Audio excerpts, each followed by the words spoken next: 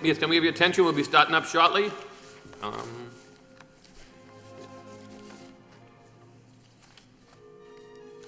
Good evening and welcome to the Lowell Planning Board for Monday, October 2nd, 2017.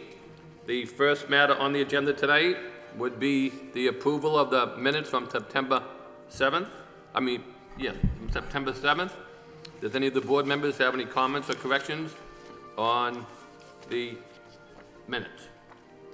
Mr. Chairman, I'll make a motion to approve the minutes of September 7th.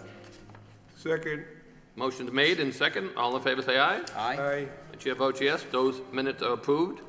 Thank you, Patrick. Excellent job on the minutes. Patrick, do you want to let them know to kill the music if they could? Thank you. There we go. Thank you. Okay, the first matter we have on this evening is a preliminary subdivision for 78 Westview Road.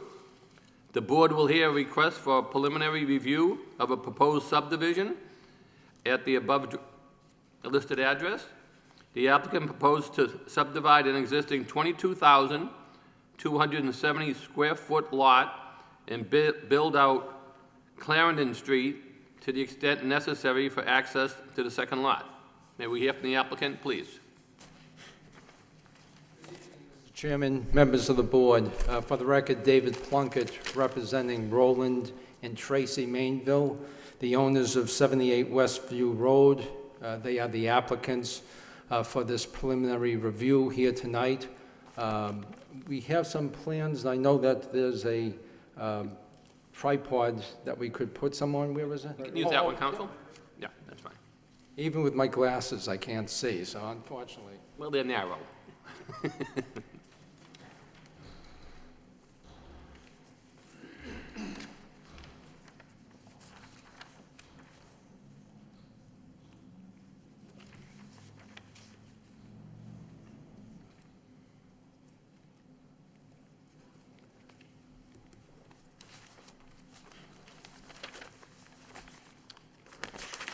Mr. Chairman, just to give you a general sense of the location, the first, probably just take a quick look at the first board, which shows outlined in red the location of the proposed subdivision off of Westview and the corner of Clarendon.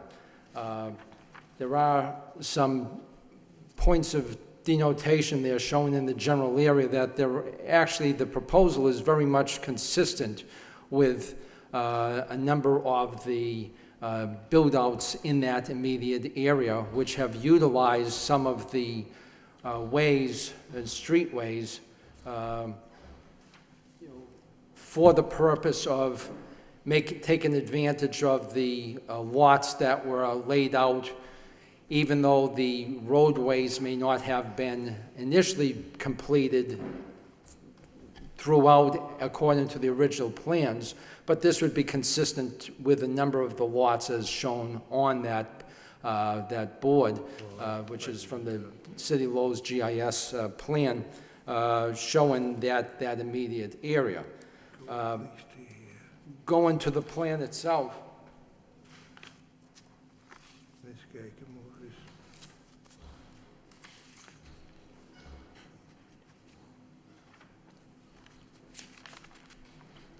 I can understand what they want to stop it. it was set forth in the proposal. The parcel had over 22,000 square feet of land with a house on it.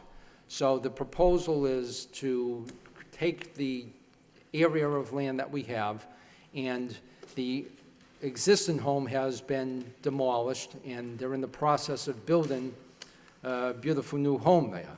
And this would be basically mirroring almost the type of new home that is being built on the front side of the 22,000 square foot lot as it currently exists before subdivision. The expectations that these homes will be in the vicinity of, possibly in the $600,000 range when finished. So certainly it's going to be something that's going to be a contribution to the neighborhood in terms of the value of the area, the domino effect upon adjoining properties whenever you go in and improve and, take what's there and improve upon it, there is a positive effect upon all those in the neighborhood to that increase in valuation that you're adding to the neighborhood. It's a situation where we're looking to have the build-out of Clarendon Street to gain access to this, to the new home. Some of the questions that were asked relative to, whether it's going to be a private street or a public way, we were hoping to have that, discussion here tonight in terms of what the preference of the board would be, because the applicants is not tied into any one, that, it has to be private or it has to be public. It, can be either way. And we would be looking to try to get feedback from the board and see what would be preferable, and that the plans would then be finalized to reflect the preference of the board relative to that issue. So, the issue, number of issues would then also be resolved from that in terms of the the sewer and water line. Obviously, if we retain it as a private way or privately maintained way going up to the new house, then they would be responsible for the sewer and water and any utility going into the new home, the same as they would as if it were coming off of the public streetway. And so, again, this would be, what is the preference of the board? The applicants are very anxious to, work with you and try to have a finished product that would be, with your guidance as to which way we're going to go on that. Question in terms of where the partially built house, I know some of the comments, where are the services coming to service the partially built home? Again, that was a structure, there was a dwelling that existed there when it was purchased by the Mainvilles. So the water connection is utilizing the same connection that had existed off of Westview Road to the prior home. That same connection is being utilized for the new partially completed home. In regards to the sewer line, if in fact what the intent is to get the subdivision approved, and then the sewer connection to both of the properties, the partially built home and the new home to be constructed on the back lot, would then all feed off into the sewer line as shown on that build-out of the Clarendon Street, and then go down to the connection, but not into the sewer manhole, but there would be a connection down in the Westview Road area that they would be able to utilize, and it could be utilized in the fashion that it would not have any interference with the location of the catch basins as shown on the plan of land.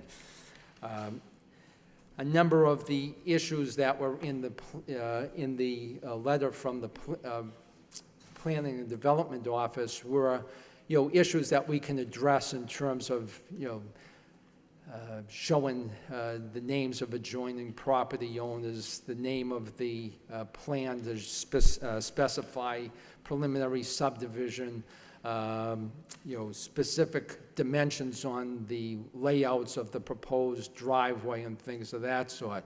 So there are some clerical issues that we can easily, take care of and address. But I think the number one issue for us to know which way we're going to go here would be, relative to resolving that question of private or a public way.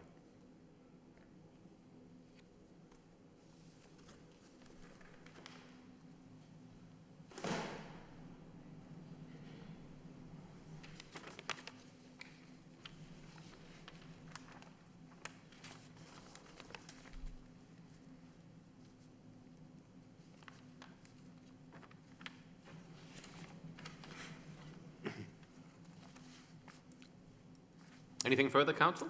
That's all I have for the initial presentation, Mr. Chairman, and, look forward to feedback and any questions. All right, thank you.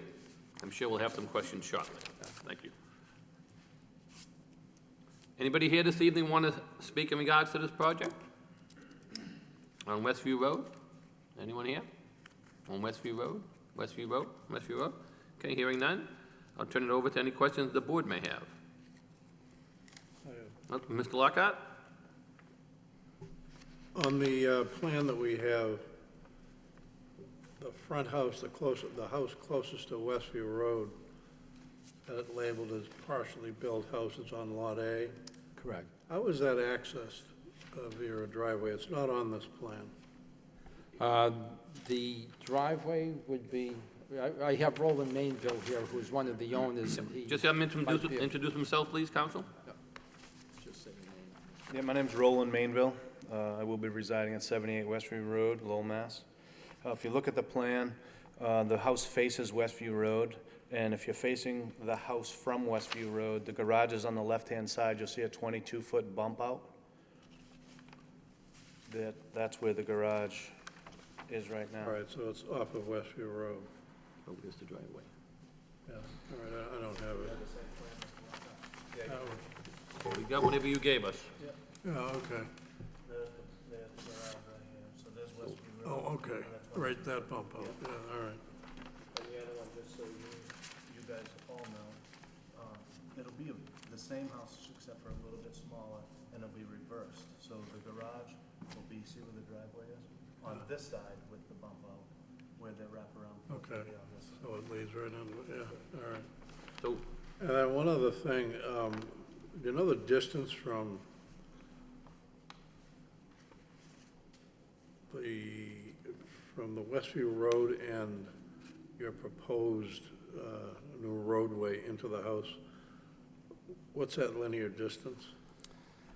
We got 75 feet to the end of the, All right, I thought, yeah, it's not really, okay. so you're probably looking about 75 and 80. 45, 70, so it would be 75 and 45 would be, Yeah. whatever, so 130. So the driveway would probably be somewhere between, if you add another 15 feet. 15 feet, so it'd probably be between 90 and... 90 feet, it starts where the driveway curves in. 90 feet to Yeah. Westview. Okay, that's all I have. Mr. Chairman, that's all. all right, thank you, Mr. Lockhart.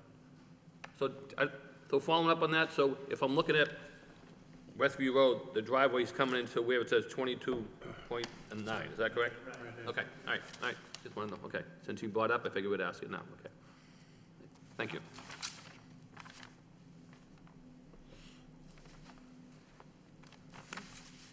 Any other board members have any questions?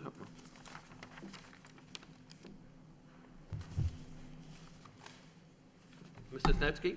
Yes, just a quick question. Have you, at this point, spoken to any of the abutters and gotten any feel for their opinions? Yeah, there's been no formal meeting with the neighbors, but there has been Mr. Mainville has had an outreach to people that he's seen in the neighborhood, getting to know the people in the area, and it's been very positive so far. That, by and large, I don't know if you want to address any of the specifics, but I think that the intent would be that we would have, get this finalized and then do some type of outreach to the neighbors to just, try to, because I think we're going to have a very positive feedback from them, and I think it would be advantageous to us to have, to show that their support for this project. Exactly my Yeah. point. If you come in having already met with them, there's no surprises when you come in for the actual hearing, Yeah. and we all know where they stand. As Mr. Plunkett said, I've talked to several, Mr. Bertos, Tony, right next to me, which is an immediate butter, and anything that they can do to help, they're willing to help. The McMahons behind us, which are immediate abutters, are all for us. I wasn't able to talk to the guy to the right of me yet, which I will definitely do before our next meeting, but so far there has been no opposition, and everybody's like real happy to see what's going on on the street, and they know what we plan to do. So We're pretty confident that, That will only, strengthen your application and make life here a lot easier, when it comes to public hearing, if you've resolved those issues beforehand. yeah, thank you, Mr. That's all I have. at this Thank you. Mr. Malovich, any questions? Have you talked to the gentleman whose driveway is in the paper street from Lincoln Parkway? I have not.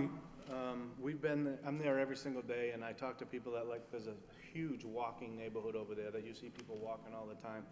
And I have not seen him, have not knocked on his door yet, but we will before we come next time. So we'll make it a point to talk to him or her. I don't even know who lives there. But as we were designing this, one of our original designs showed the garage on the other side of Lot 2, which brought the roadway up another 20 feet, which encroached on his shed.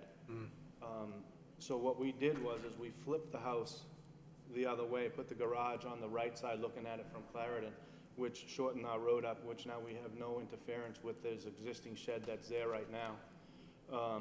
We don't intend to move it. If he wants us to move it, we will, but we have no intention, no need to move it. But I will make it a point to talk to him before our next meeting. Yeah, I guess the concern I have is if you build a road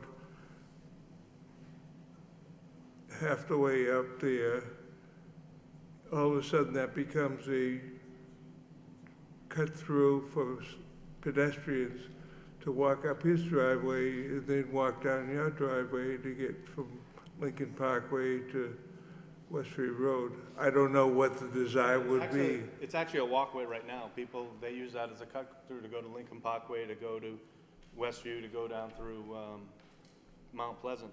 But I don't see it getting any worse, and if we need to do something at the end of our proposed roadway, like a guardrail or some type of barrier, we're not against any of that either.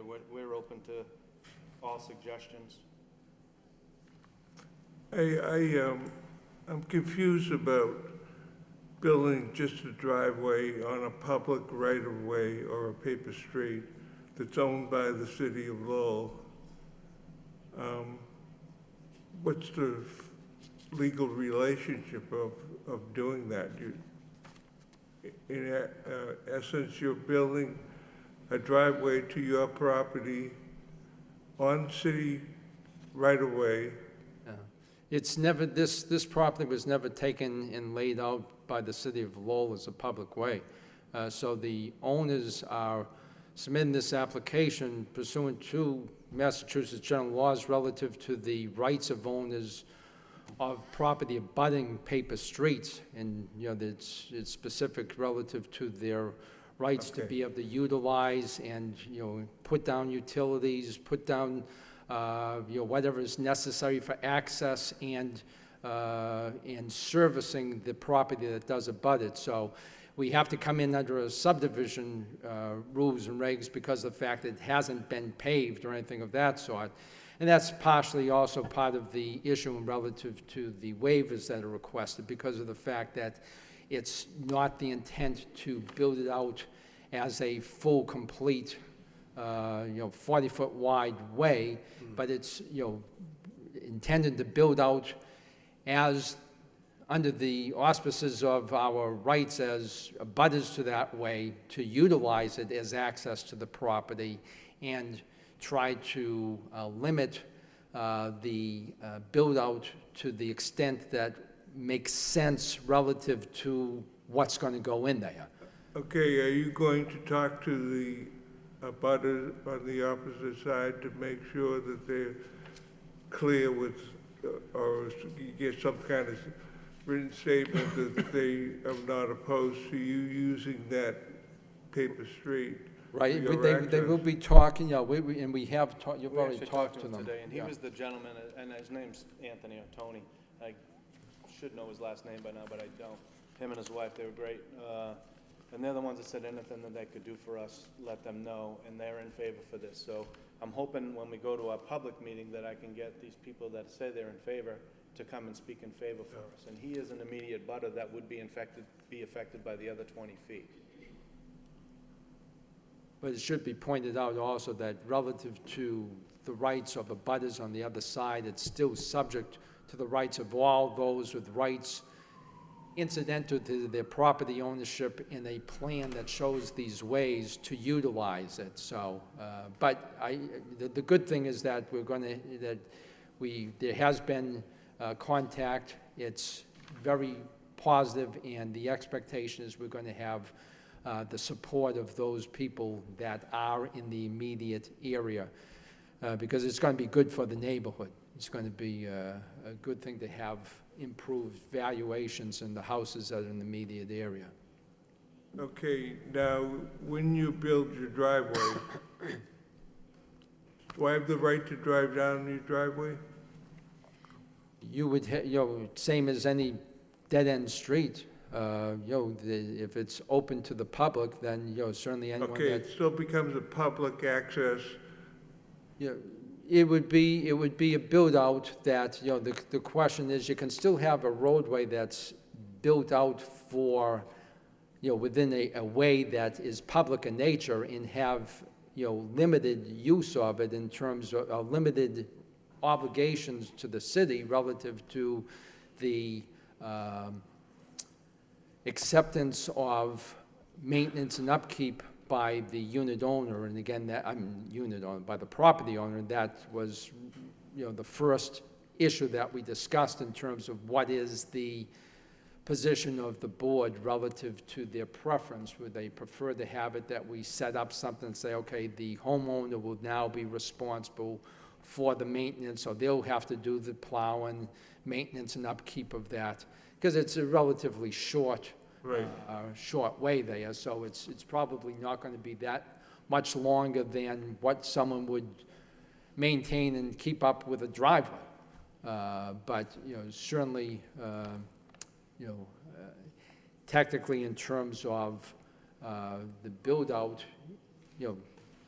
same as, like I say, same as any dead-end street, same as any of these small ways that are shown on the first plan we pointed out, to the number of similar situations like that there was a small build-out and, a development of houses at the end or along that stub of a Okay. build-out. What about trash pickup? Trash pickup, again, it would be a matter that, if necessary, they'd have to bring it down to the West View if it's going to be private, if it's going to be the maintenance and upkeep is going to be retained by the homeowner, then it would probably be a situation we'd have to work with DPW to see about having a spot that they could bring their barrels down for pickup along Westview Avenue. That would be one of the issues that would have to be resolved, dependent upon the feeling and feedback we get from the board as to which is your preference as to how to go about this. Patrick, does Nick have any preference, the city engineer, about a public versus private? It wasn't indicated. I think as long as, if it is a private, the upkeep be the responsibility of the owner, like trash or snow removal, but I don't know that there is a real preference. Okay. That's all the questions I have, thank you. Thank you, Mr. Malovich. Mr. Fischett? Thank you, Mr. Chairman. First of all, just for clarification, I think it's been suggested and implied in the discussion here, but just for clarification, it is in the minutes. This was not a public hearing, so notices did not go out to any of the abutters on Westview Road or any, that fall within that, that circle of requirement. And also, even if you receive approval of the preliminary, it does not preclude this board from denying the final application. So just kind of clarify where we are at this point. I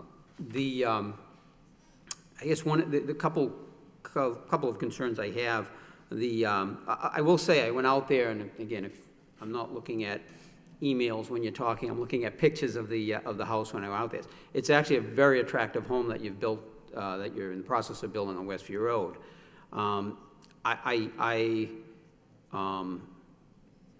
Would say that could be a conflicting conclusion as to putting a home, and Council, I was looking at the map, you said there's similar development patterns on Westview Road, but you don't see too many homes where this is basically putting a home between two homes. So you have the home on Westview Road, and then you have the home in the rear. And this is going in between those. There is another home, I took a picture, has a driveway, it's behind another house, but I think it's a 200-foot driveway. There's a great deal of distance between the home on Westview Road and the home that's back there. Yes, as you know, doing real estate conveyance and dealing with real estate is that you build a brand new home, and if it sells for $650, that becomes a new comp, and that starts to set the standard. However, one could argue overall, it does limit the appeal of those homes, because now you've really, as you look at that existing home right now on Westview Road, that really looks like a beautiful lot with the side yard. And of course, with the paper street, it makes it look like it's even larger than what it is. And then you've got the back lot as well. So I've gone through this debate over the years of whether or not that truly, collectively, what the impact is to the surrounding properties. Although, again, brand new home, quality, I do not doubt that it'll be an attractive home. However, I think we have to take that into consideration in the final analysis. However, under subdivision regulations, we're really looking at the access, the road. I don't see anywhere, in the comments, it says the board must determine whether the preliminary plan is in compliance with the design standards of the Lowell subdivision of land regulations. Nowhere in here do I see, when they show layouts of lots and how the road would be designed, I don't see anything in here that mirrors what we're proposing here, or what you're looking to propose. There really isn't. It just dead ends. Your turnaround would be into the driveway of Lot B. Otherwise, you'd have to back out of that property.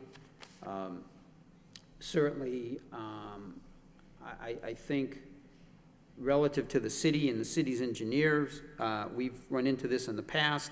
The city does not take kindly to accepting roads that do not meet the city standards. So whether we determine here that it should be public or private, I think that could be an issue with the engineering department.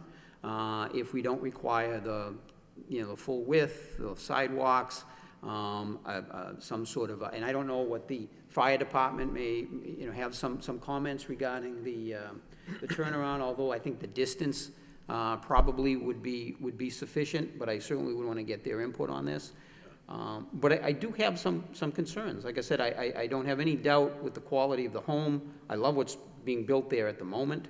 But I do think that it's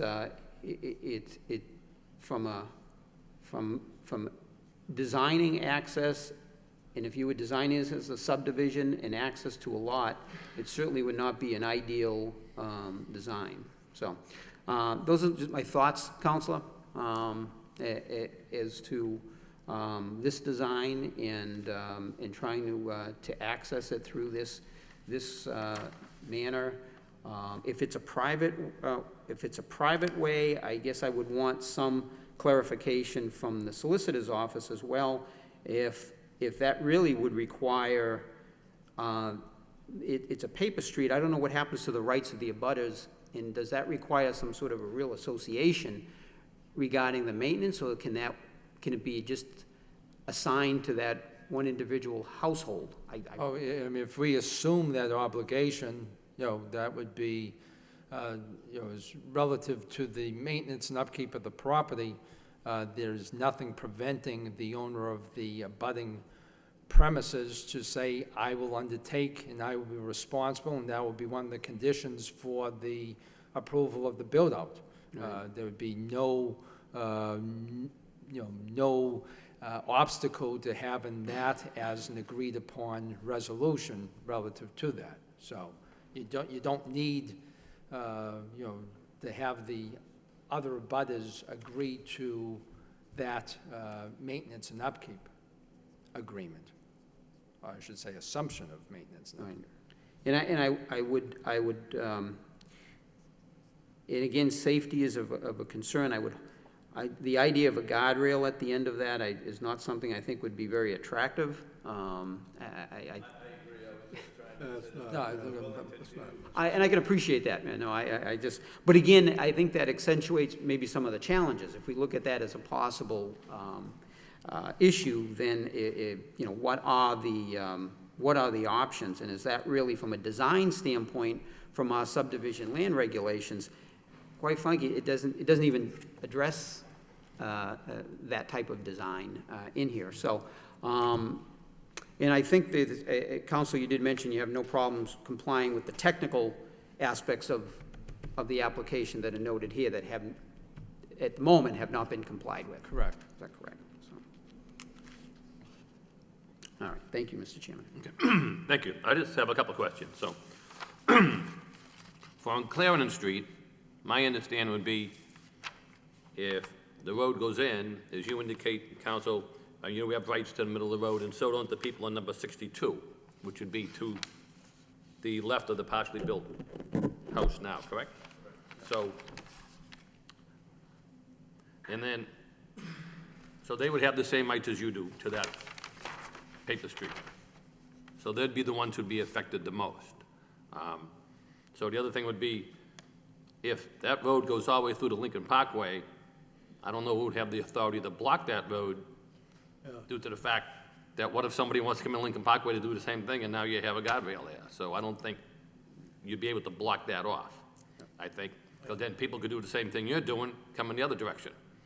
So you wouldn't have the right to block off that street if it's because you don't own the street, correct?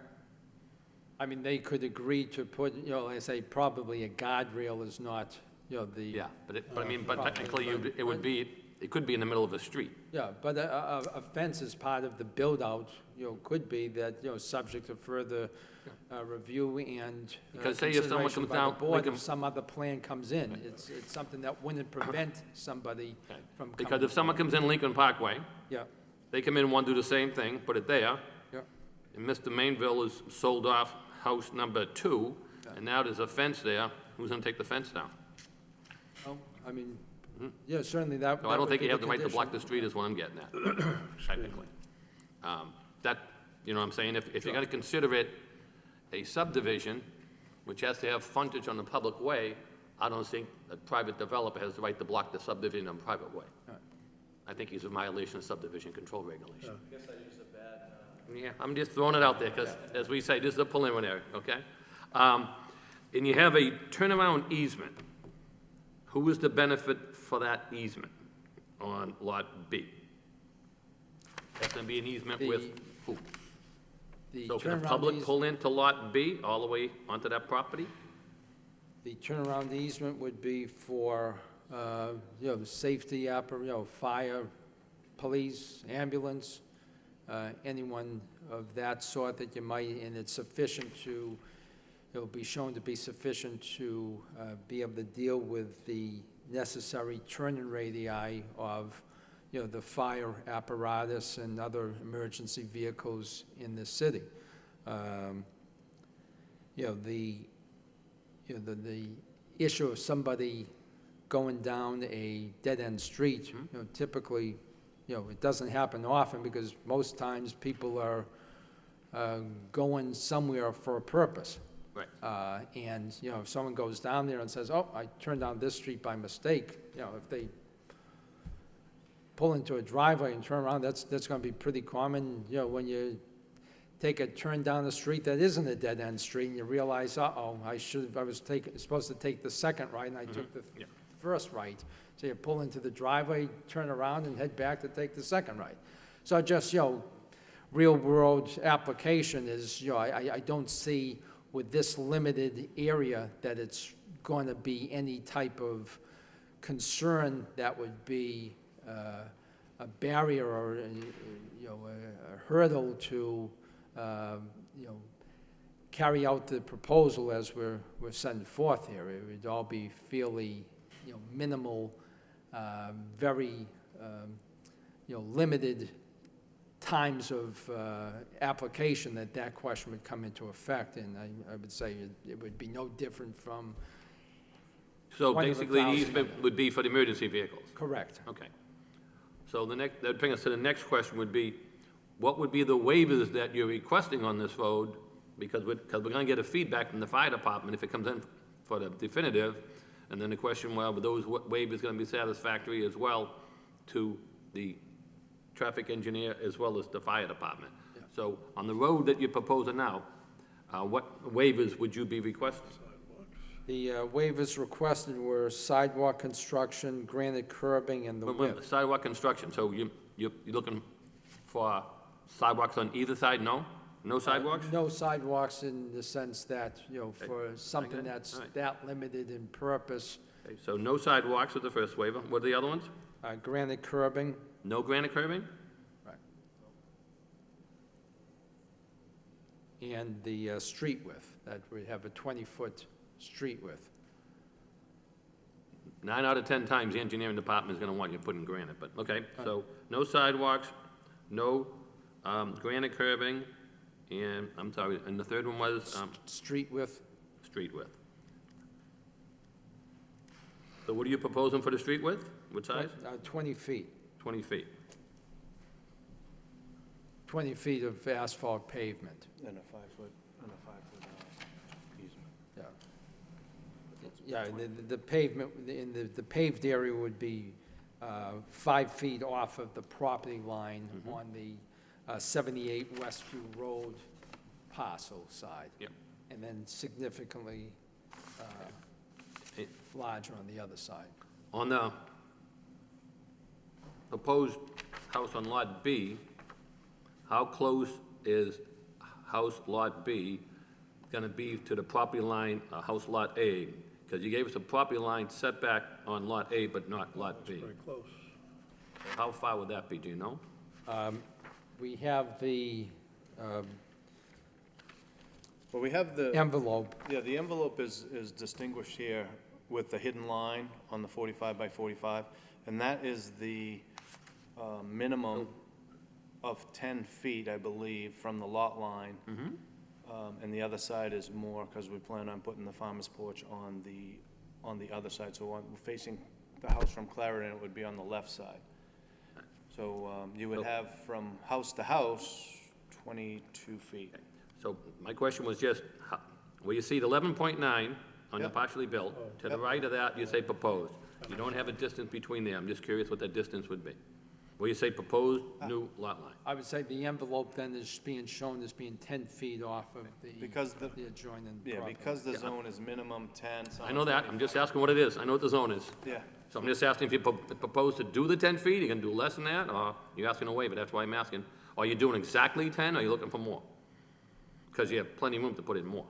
yeah, we could put in more. Okay, But I think that the reason why we didn't is because we wanted to keep the road short, and we wanted the driveway to be on the right side, so it made more sense to use that as the minimum and keep the other side to use as usable yard. And if you want, I can put, No, I just wanted to know how wide it was, that's the only question. I want to make sure that it complied with the side yard requirement. That's the only question I had, so, okay. In regards to the public or private way, I'm not gonna tell you what my feeling is, because I would wanna hear from the fire department, the city engineer, and the traffic engineer before I decide what's better for public or private. Because I could say, I want a private, and then I could have 4 of our 5 department heads come in and say, we don't want that. So, until I hear from them, I wouldn't, myself personally, would not say which is better. I mean, more times the city says, build out the road completely, don't give the waivers, give it the granite curbing, and give it at least one sidewalk. That's more times than not what we hear from the department heads. They say if it's a subdivision, should we give it the same consideration as any subdivision? I understand it's one house, but I'd want to hear from those department heads before I tell you which way if I think it should be public or private. So I'm not gonna tell you which one I want. I'm gonna wait to see what everybody else says. So I don't know if you've had that discussion already with staff council when you met with them? Did they say either way, which way they preferred? No?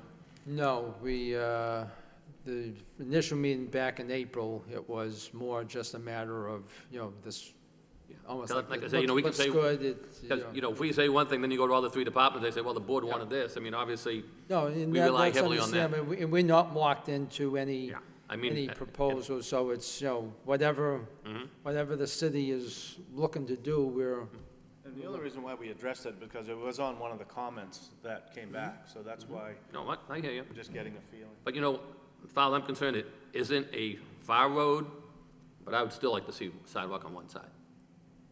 That's me personally. Whenever we do a new development in, I don't see why we can't have a sidewalk. okay.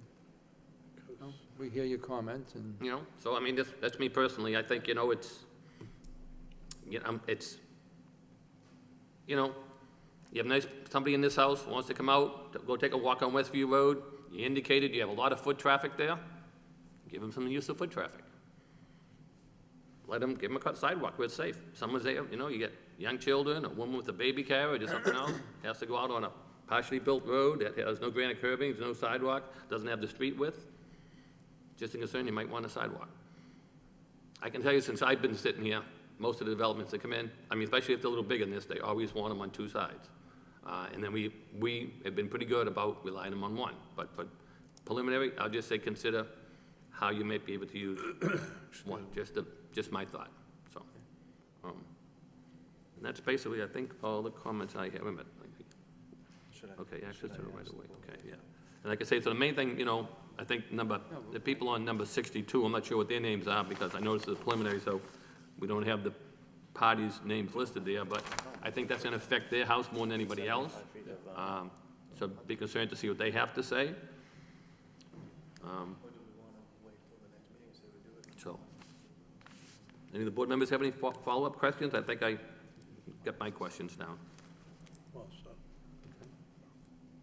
Does any of the board members have any feelings in regards to the public or private, or anybody want to comment? That's just my initial comment. I don't know what. I think we need the feedback as well.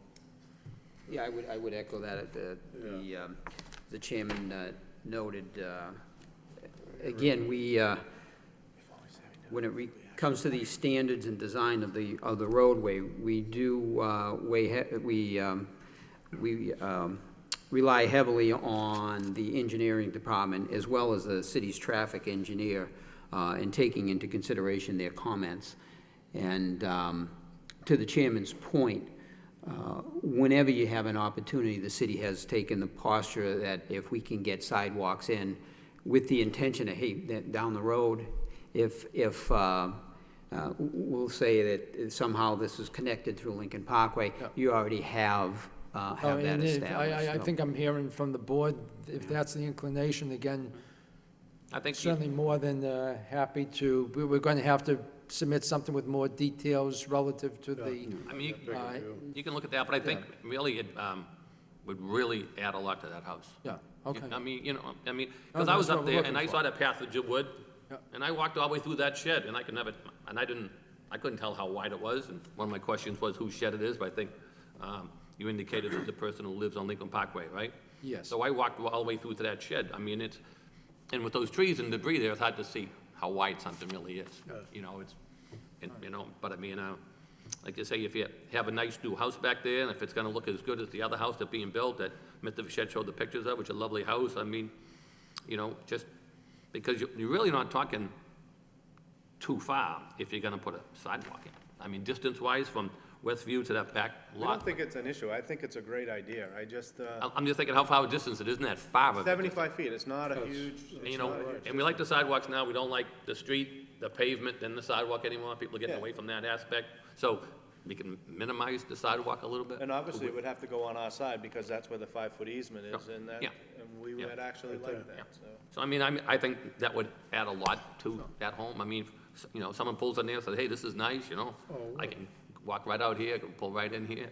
I think it just adds, but that's my opinion. But, Okay. it's something to consider, because I anticipate from some of the city departments, like that comment coming back after being on the board for a period, you know, I mean, and I don't think it would be a heavy expense, I mean, you know, especially if you're looking at some other waivers, you gotta try to juggle those a little bit. Like you say, you know, if we don't want to give you the granite curb, no sidewalk, the street width, you know, so maybe, you know, on one side, like I said, we've been pretty good about in the past, most of the times, you know, not enforcing two, so. I will say, Mr. Chairman, though, we've been very consistent on this for, you know, at least for 15 years. The granite curbing, Yeah, the vertical granite curbing. That's what I was just gonna ask. I said, would it make sense if we're gonna put sidewalks at 75 feet, that we put granite up to the radius to the Yeah. house? Yeah, so down, that cuts down your waivers It would quite a look bit, much and, nicer, you know, too. I mean, That's fine. yeah. I mean, this is, we're This is we're why we're hoping here, for yeah. this kind yeah, of. I mean, those are just some preliminary thoughts, and like I say, the house looks beautiful, I was up there, and, you know, I saw the people in the neighborhood, I know the neighborhood very, very well. I used to cut through that way to Mount Pleasant myself to go sledding, long time ago. But we used to go right down Westview Road, cut in behind Louis Saab's house, and down the street and down, out back. So, but I have no further comments. Any more questions from the board? So, All set. so procedurally wise tonight, this comes in as what we call a preliminary subdivision. We can either accept the preliminary subdivision as submitted to us, or we can say it didn't meet the requirements, they'd come back to the preliminary, another preliminary, or if we accept this, then they come back in the future for definitive. But any comments we have tonight obviously don't apply for the definitive. Mr. Chairman, can I just have a clarification, because the technical submission did not meet preliminary subdivision, so can we technically accept it as preliminary subdivision? Patrick, I guess I know I think- DPD has looked at this. Yeah, I think that you can if you're saying that as long as those technical requirements are made during the final Okay. submission. And I think most of those came out to the question whether it was private or Yeah. public, right, counsel? Yes. I mean, once you knew that, then those answers would be answered. Yeah. That's right. Right. That would make a big, that would make a difference. I think that's where most of them came from, right? Yeah. So I think by, so I mean, some of the questions that we might have had, like one of them was the waivers. So we're talking about now granite curb, we're talking about the sidewalks, I think. And from our discussion tonight, we're going to do away with the granite curb and the sidewalk construction, at least for one side, just on, Yeah, we'll have it on one side. So that's what the main thing would be, you know, which way it goes, either public or private, and obviously you can meet with planning staff from any other departments and feel which way they're coming on that, so you can get a prelim before them, before they come to us. So which way we vote tonight, you know, meet with them again and say, you know, Yeah. the board would indicate if they wanted public or private, you know, what's the feedback you're getting from the departments. Then you'll get their feedback before you come in, back before us.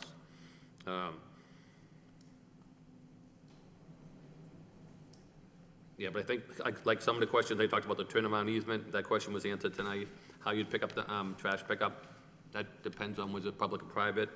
So I think a lot of those, I mean, like the same thing with Snow removal. the snow removal, whether it's private, then, you know, you're responsible for it, or whether the city would plow it. So those would be questions that would be, would have to have for the definitive subdivision. Yeah.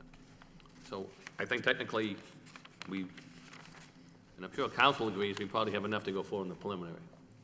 Would that be correct, Mr. I think Plunkett? that would be very helpful, yes. Okay.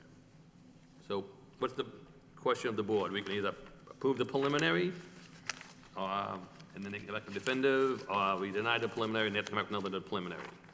Mr. Chairman, I'll make a motion to accept the preliminary subdivision plan with the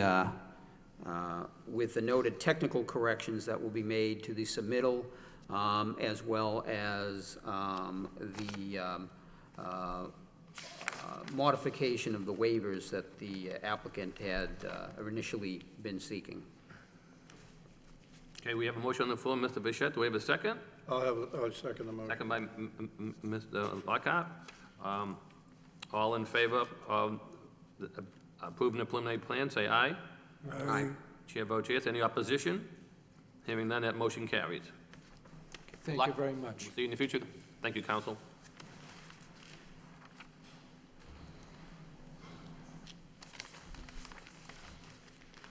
Thank you very much.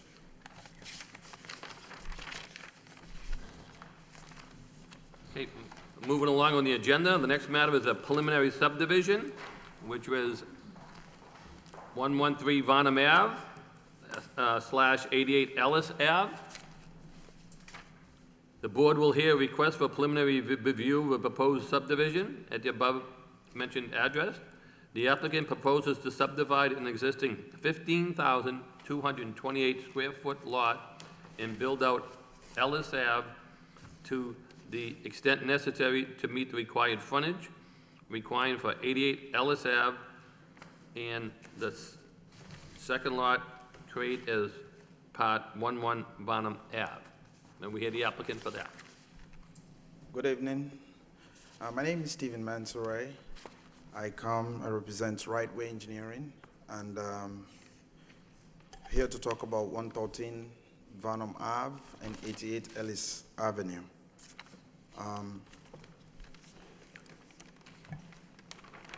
The owner of 113 approached us, and he owns 113 Varnum Avenue and also owns 88 Ellis Avenue, which is currently a vacant lot. So it's currently a vacant lot, and he expressed how, he's been paying taxes for this vacant lot for many years, and he raised his children in this address. He's part of the community of this address, 113 Varnum Avenue. His son is all grown up, and they were considering to build a house since they own 2 lots there right now, and there is a vacant lot that his son can be able to occupy with his current girlfriend, and so they can build up their own lives. I looked at it, and then we did a survey and got the record conditions for this lot, and we realized that for us to be able to do it, they don't have a frontage right now, because Ellis Avenue only stops like 15 feet into 88 Ellis Avenue. And then Oxford Street only stops here. But when I came to the city and inquired about this lot, I realized that this paper street belongs to the city. I realized that it belongs to the city, and so I started looking at all angles of this potential project. The first thing I thought about is, should there be any catastrophe right now, like a situation, like a fire or anything along this Ellis Avenue where they have over 20 houses deep into this street, no fire truck would be able to come and turn around in this area right now. Equally so for the Oxford Street. So when I came to the city said, for you guys to be able to go ahead and apply for potential single family over there, you would need to build the street first. And under this street are the utilities currently that are going through this paper street right now for that whole community. So we proposed to try to see how we can be able to subdivide this lot first. Because if he's going to build this road, this Ellis Avenue road, in order to be able to have frontage, at least it would be more beneficial to him economically if he's able to subdivide the lot that is the 113 Varnum Avenue, build a single family there, and then later hopefully come to the city to have probably maybe a variance on the frontage, because currently it's 50 feet and it's required 70 feet, and the other one is 95 feet, required 70 feet. So today in front of you is to request the first step, which is to see if we can subdivide the 113 Varnum Avenue. Once that is approved, we will complete. We have a draft road design layout. If you don't mind, I can. Sure. Yes.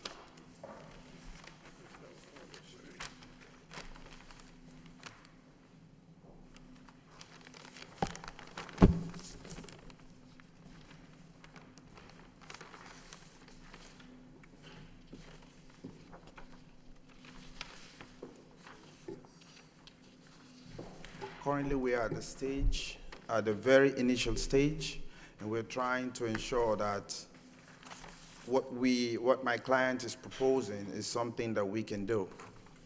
After we got this, one of the things that I did because as most projects, I always make it a habit to try to talk to the immediate abutters to see what their feeling towards this potential project could be. And so I spoke to the immediate abutter in the back, and right away, when I tried to talk to him, by the time I could introduce myself to him, he couldn't shake my hand. He dismissed me and walked away.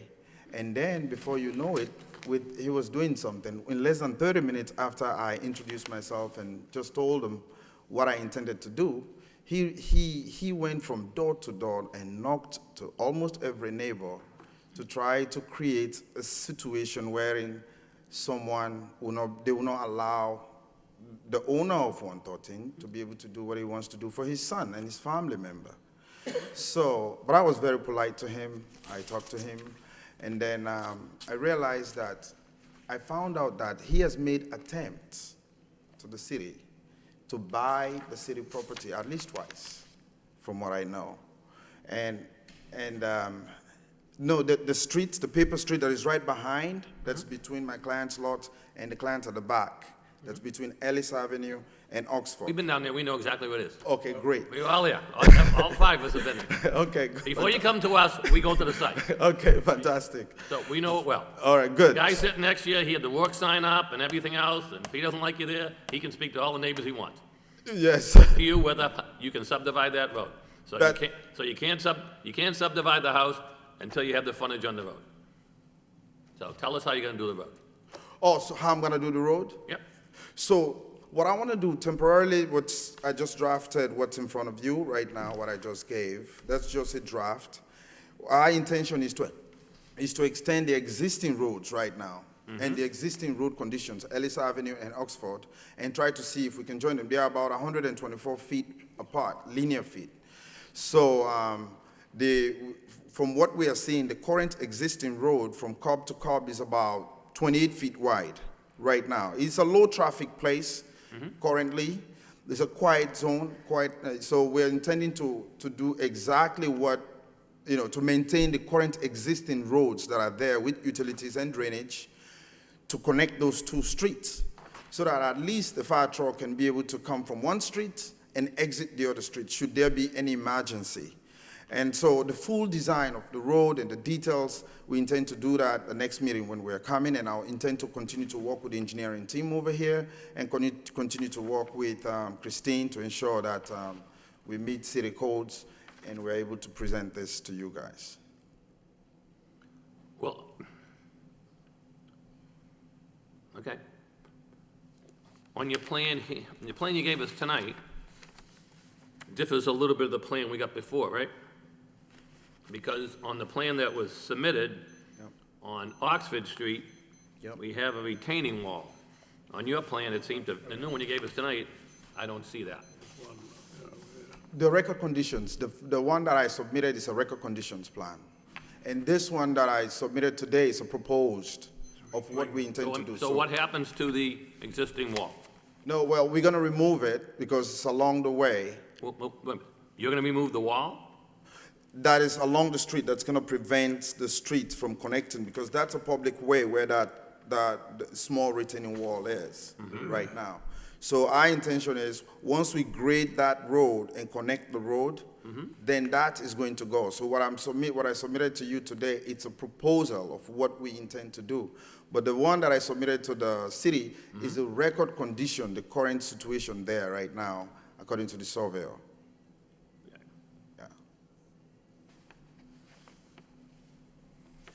You know who put the retaining wall in? I really don't know.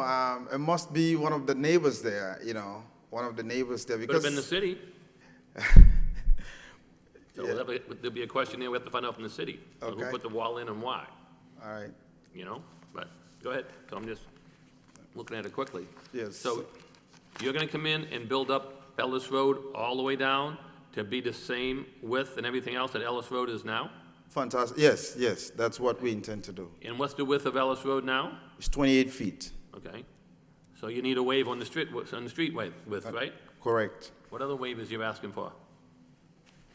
It's for them to allow us to extend the Ellis Avenue that's currently there and that's working for them right now, serving that community. It's for us to just keep the same conditions that's there and extend the width, the utilities that are there, we're gonna maintain them, and then the drainage that's there as well. So what are you gonna do about the sidewalks?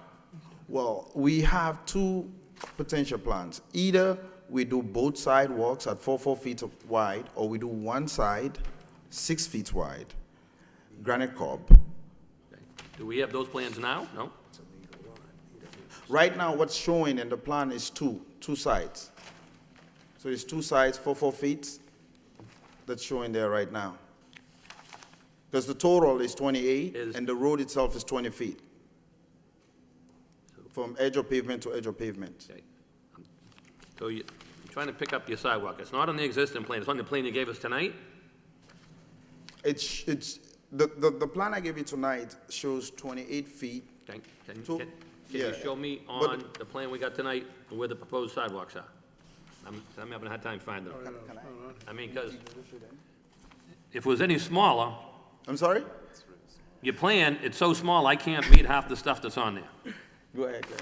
I mean, I see, okay, I got as close as I can go, but I can't read any of the stuff on here, none of it. I can't read any of it. Okay, all right, there we go. All right. Yeah, there's now. Okay, that's a little better, all right, Yeah, thanks. there you go.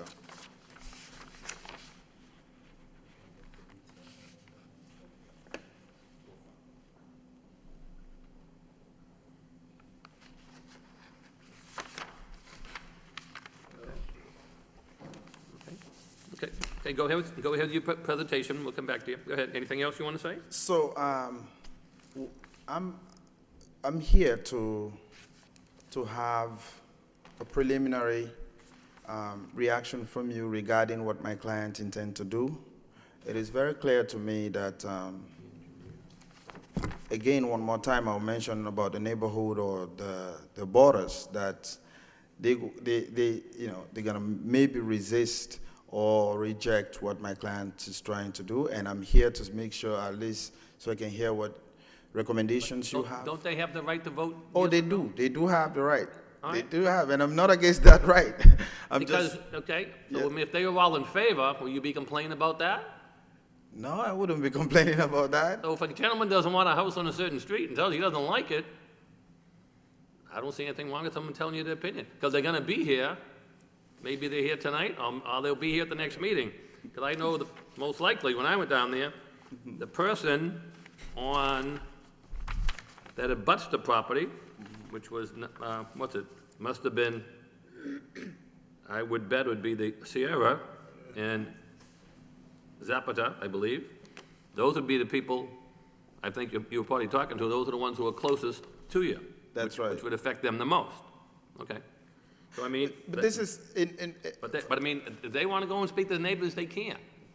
Your job tonight is come before us to prove to us that you met the preliminary subdivision concerns, not what the neighbors are telling you. That's, And another thing too that I want to say is, if you look at it just from a neighborhood benefit potential, from my perspective, is that my client is ready to undertake the financial burden to build that whole road in consultation with the city to ensure that the road is built to what the city can accept. correct. And then if that is done,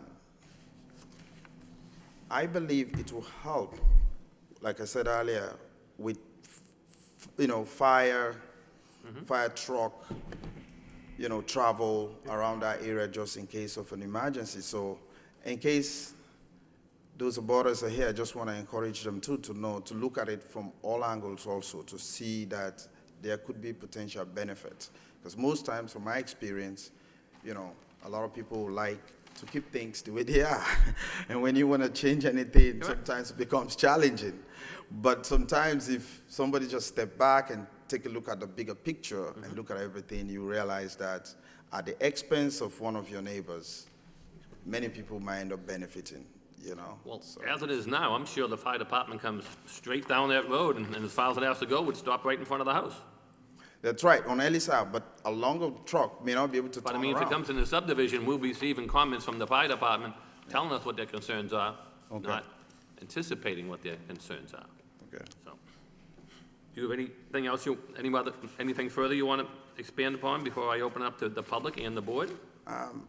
Maybe the only thing I would want to mention one more time, Jim Flood is representing, actually, is helping us out, the attorney Jim Flood, but he couldn't make it tonight. But the next meeting, he'll be here with us. So he said to extend his apology Okay. why he couldn't make it today. Okay. So is there anything further you want to say, sir? Now I'm ready for any questions. So, We will get to those, yep. Okay, yeah. okay, thank you. You're welcome, sir. Is there anybody here this evening who wants to speak in regards to this project? Okay, all right. What I'm going to do is I'm going to start first in favor, then I'm going to go to opposition, okay? So is there anybody, so you can move over, let the speakers come up, all right? Is there anybody here this evening who wants to speak in favor of the project? I'm going to go with the in favor first, then opposition, okay? Anybody in favor? In favor? In favor? Hearing none at that time. At this point in time, I'm going to go anybody in opposition, AKA against. So state your name and address, please. Thank you, sir. Oh, yeah. My name is Dave Georgioulis. I live at 5 Oxford Street. This is my wife, Mary. Long before my neighbor had a sense of community, we were there first, and that land, I know it's city land, was a mess. I took my time and cleaned it out. I tried to buy it many times, got turned down. Then we tried to get the land declared abandoned from the city. I got the original letter from March 8th, 2002, citing because there were utilities and there are 5 abutters. So I am the main abutter right behind my neighbor's proposed project. It's going to greatly affect my property and everything else and my way of life. Okay, so wait a minute, I'm just trying to figure out, so your house is, you're on Oxford, right? Yeah, I'm So right you'd be between- across the street from this proposed lot, right? Yep. And then would you, when you go up Oxford, sir, are you right, left, The or, last house on the left on Oxford Street. okay, heading up further, okay. Yeah, I'm Okay, right between okay. Ellis and Oxford Street. Oh, okay, okay. Oh, okay. I got you, okay. So Go it's ahead. going to greatly affect me. Okay, I just wanted to So- figure out where you were on the map here. Yeah. I got pictures here of, I consider this to be a retention pond for the whole neighborhood. I got pictures and I got video of this land being flooded. And if this was to go through this street, the water's gonna wind up in my basement, and I can't have that. And I realized it was city land, but like I said, I did try to buy it, and I got the 2002 copy right here, citing the reasons why we couldn't get it abandoned and everything else. And I got support of a lot of my neighbors who are against this project. I just want to say, we have been there for 23 years. And when we first moved in, this property was full of trash, full of garbage. It was full of brush. And we went in and we cleaned the whole thing, grassed it, and made it really nice greenland. Worked very hard at it. We took so much pride in it that we decided to move forward and try to buy the property to maintain the greenland. It was a great place for our kids and for some of the kids in the neighborhood to go sledding and whatnot, but it holds a special place for us, so. And it's been a part of us for a long time. Thank you. Can I pass these papers? Sure, let me take a look, sure, thank you, sir. We'll give them back to you. If I forget, let me know. I'm sure they mean them to you, I'm sure, okay?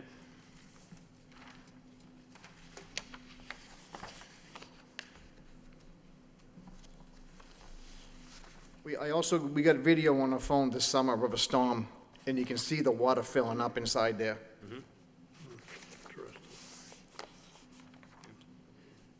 Yep, I know Mr. Fenton, this First Assistant City Solicitor. His word and letter's good for me. Mr. Fenton, yeah.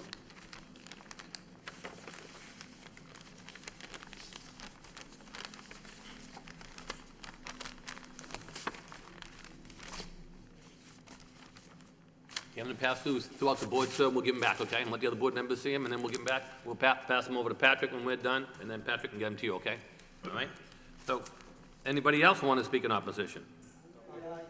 Just come to, no, yep. If you want to speak, we do it through the microphone, okay? This gentleman here, come right ahead, please. We'll get to you, sir. Okay? Yes, yeah, just your name, please, and address, if you would.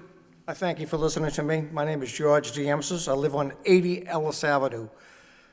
I'm not quite clear, and I'm not sure everybody else is quite clear on exactly what's taking place here. Maps don't tell you everything. You need to physically go down and take a look at the end of Ellis Avenue, what kind of shape it's in. But really what I'm concerned with is the quality of life. Ellis Ave is a dead-end street. There is a small sign, and believe me, every day there's 15 to 20 cars that slam on their brakes. To open up Ellis Ave would make it a raceway. The quality of life would be awful. Believe me. Now, the section of land that we're talking about, I don't know who's paying for this. Is it the city? I have no idea. For But it what? The city, for what? The land, to build a road through. Applicant. This is expensive. This is a gully. It may even be EPA involved in this. And I know there may be some issues with the sewer lines. Okay, you may want to check with Duck Island on that. But, All that stuff would come up at definitive subdivision when we have all the comments. All those questions would be raised if it comes for definitive subdivision, because then we'd have wastewater department, sewer department, traffic engineering, city engineering, planner staff, and whoever else, police department, they all give us comments as well. Will somebody from the board be physically out there to take a look at this? I mean, Been there. this Been there. doesn't just go straight, it Been there. drops. I was there Thursday night, let me take a look. And it gets very, very wet, as the other individual said there. Thursday night, 5:30, I was there.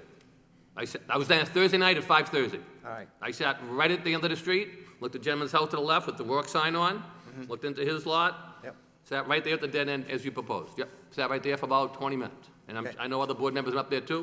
Mr. Vichette's showing me pictures as we speak. So we've been Again- up there.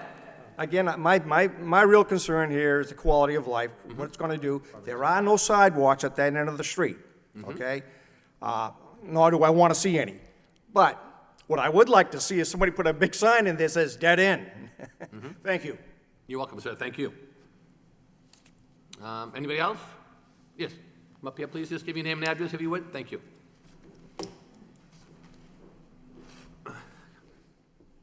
Hi, good evening.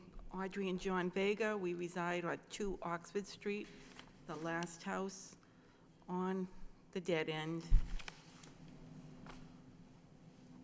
We've lived there for 34 years, and I can concur with the You're resident. 2 Oxford? Okay, I take, Yes. yeah. So as soon as you go up Oxford, you're on the left. I see you here on the map. Thank you. Okay? And as we called it, the mud hole many years ago, because that's what it was. And it has been quite lovely these past few years with the dedication and maintenance. And so with that said, it's lovely. But what I'd like to speak about is where we're located would drastically impact. Right now, presently, a fire truck could not come to the front of my house. The road narrows onto Oxford Street, and I'd be very concerned about any potential road that would be coming in to turn there. Again, we've lived there many years. Most years, we don't even have the luxury of a city plow to come down to where our driveway is, because they cannot, the road narrows. So I'd like to, I do not support this, and I'd like to know more information about that road. Is that road going to be widened? I mean, I am literally right on, my front steps are on the road. So, and I concur with the gentleman who spoke before us that that would be a racetrack if that ever went through that way. I mean, it's been a quiet, dead-end street. Again, we've lived there 34 years, and we oppose it at this time. What I brought up earlier was these, it talks about a retaining wall there. Yeah. Has that been there for a long time since you've been there? We've had it for a while. Yeah. All right. I just want to know approximately how long they've been there, if you know. Concerned about the water as well, because, in the springtime, when the rains hard, it's probably 3 or 4 feet of water in because it's pretty low level, that street. So everybody gets water in the spring, and depends with the frozen, if the ground is frozen, will last a few weeks, probably a month or so. So where's the water gonna go? Is don't catch base and the end of Oxford Street and the end. So does the water flow from Ellis onto Oxford, or is it, No, the Oxford Street goes, oh, because down Oxford into Street Ellis? is Okay, so higher. it comes down this way, okay. Right, so And then down over to here, because this lot here would be, it's sloped down in the back. Yeah, and it so goes out to it's- Varnum, right. Right, it's four neighbors there, they all get water in the spring, so there's no catch basin up at the end of that street. And the same thing with my neighbor was saying, about 30 cars coming from Alice Ave to Oxford Street. So probably someday will be in my living room.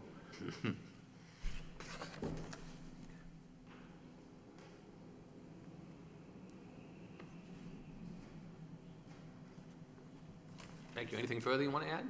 That's it, that's it, thank you. Thank you very much. Anybody else? Yes, sir. Hi, I know the gentleman brought up about the... Just have your name for the address, sir? My name is Roger Karen. I live at 72 Ellis Ave. I've been there 40 years. Talking about, earlier, the gentleman was saying about how fire, ambulance, rescue. I've seen many fire trucks come down, many ambulance come down. People at the end of that street passing away, ambulance came. Never had a problem with them getting in and out of there. Sure. My concern is nobody even approached the neighborhood. Some people were under the impression they only wanted to put a driveway in. Some people were impression they want to open up the whole street. So we weren't quite sure. I did see you guys walking down. I stayed in my driveway. Just curiosity, let's just do what you're going to do, because I figure we're going to be coming here to talk about it. But I think really it's a bad idea. The cars that come down here now, without that wall there, there's gonna be a lot of accidents coming. There's like a little link thing that goes across where they throw all the snow and everything when they come down. My other concern is what they're gonna do with all the snow when they, removal. That will be up to the city and stuff, but just wanted to let you know that there's been no problem with the ambulance or fire department or anybody in 40 years that I've been there. Okay. Thank you, sir. Appreciate that. Thank you very much. I think there's somebody else? Yes. Diane Legue, 81 Ellis Ave. I actually grew up Sorry, on that. was that, what, 81? 81, Oh, yeah. thank you. I grew up and I played in the mud hole. I went sledding down there when I was a kid. And I bought my parents' house 6 or 7 years ago. Because of the neighborhood, putting a road in, it's gonna just ruin what's the word I wanna use? How everybody lives there. Yeah, it's quiet, and when there's something going on at the river, you have cars coming in constantly. When they have like the Asian festival and the regatta that they just had this past weekend, cars are constantly coming in trying to circumvent all that traffic. Even in the morning, you have people shooting down Ellis Ave, not even that they miss the road, but you have people on Waterford as well that go blasting through that stop sign. So the more traffic coming down, there's something that's not gonna happen. It's not gonna be good. So do people come down and cut up and around and come out like Starboard Ave? Is that the way they usually end up going, up to the Varnum? Yep. Yep. So you gotta go up, take the right, and then come down Varnum, that's Starboard, right? Okay. Yep. So by putting in that road, it's gonna ruin the neighborhood. So, thank you. Thank you. Anybody else? Yes, ma'am. Hi, my name is Karen Gerlewski. I'm at the corner of Waterford and Ellis. We're the house on the point. It's 8 to 10 Waterford. Okay. Yep. And I just wanted to say I'm opposed to this loop of the street as well, because we do have a heck of a lot of traffic that speed. We have more people that speed down Waterford and blow through that stop sign just to get to Mammoth Road, so they're using it as a cut-through. So my feeling is everybody that's on Mammoth and is waiting for that traffic to get through is now gonna loop around to the new road, and it's gonna create a lot more accidents, and like I said, right now, the traffic is crazy. People are just driving too high speed. So I'm opposed. Thank you. Thank you. Anybody else? Anybody else? I believe this gentleman over here wanted to say something. Sir, did you have something you wanted to say? Okay. Well, no, we'll get back to the applicant. We'll get back to the applicant later. So, we have a public hearing, the public gets to speak. He's the owner, that's fine. Oh, we'll get to him then. He wants to speak, he can speak. Okay? Sure. Yeah. Just come back to the microphone so we can hear you. If not, people think I'm talking to myself. Hi, I'm Fran Flynn. I live at 39 Waterford Street. I grew up living at 42 Waterford Street. I have been in the neighborhood for almost 74 years. There is no way, with the traffic that comes down Woodward, Waterford, Oxford, Mammoth Road, Ellis to the end, it is, I don't know what you're gonna do. The mud hole was there when we were little. And there was so much water in it, we could even ice skate down there. That's a long time ago. I thought you were saying to say you were fishing down there. Oh, well, you know, there was sometimes that maybe we could.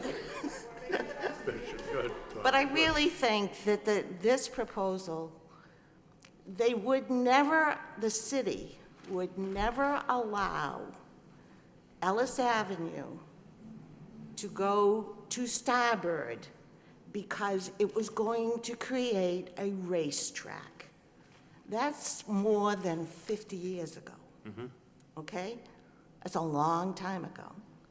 And I'm telling you now, if somehow there's going to be an access between Oxford and Ellis, it's going to be disastrous, in my opinion.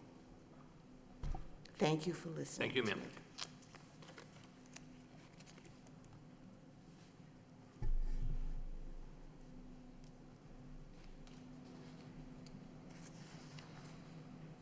Yes, sir. Go right ahead. I was just making my notes. Thank you. Oh, no. Yeah. I like to make sure I write down what I hear. I retain it better that way. Hi, I'm Tom Flynn. I'm Fran's other half. She is my better half. And I'm at 39 Waterford Street. I just have a question because way back, the paper street did go through to Starboard. For some reason, the people on Starboard were able to buy the two lots. There were two separate lots.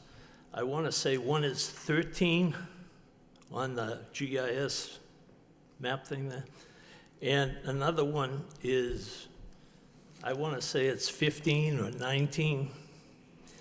But for some reason, they were allowed to access that property, to buy that property, when my friend and neighbor, or neighbors, Dave and Mary, are told they can't buy it.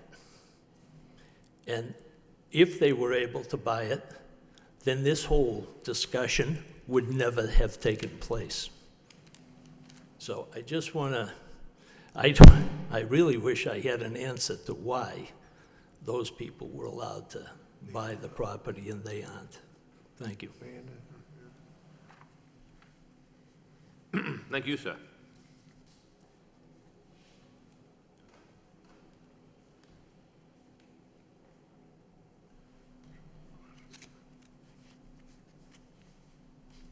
Anybody else like to speak? Anyone else? Anyone else? I can add a couple things. Sure, go ahead. Oh, hey, please come forward and get your information back before I forget. Thank you. I didn't want to forget. Thanks for that information, I appreciate it.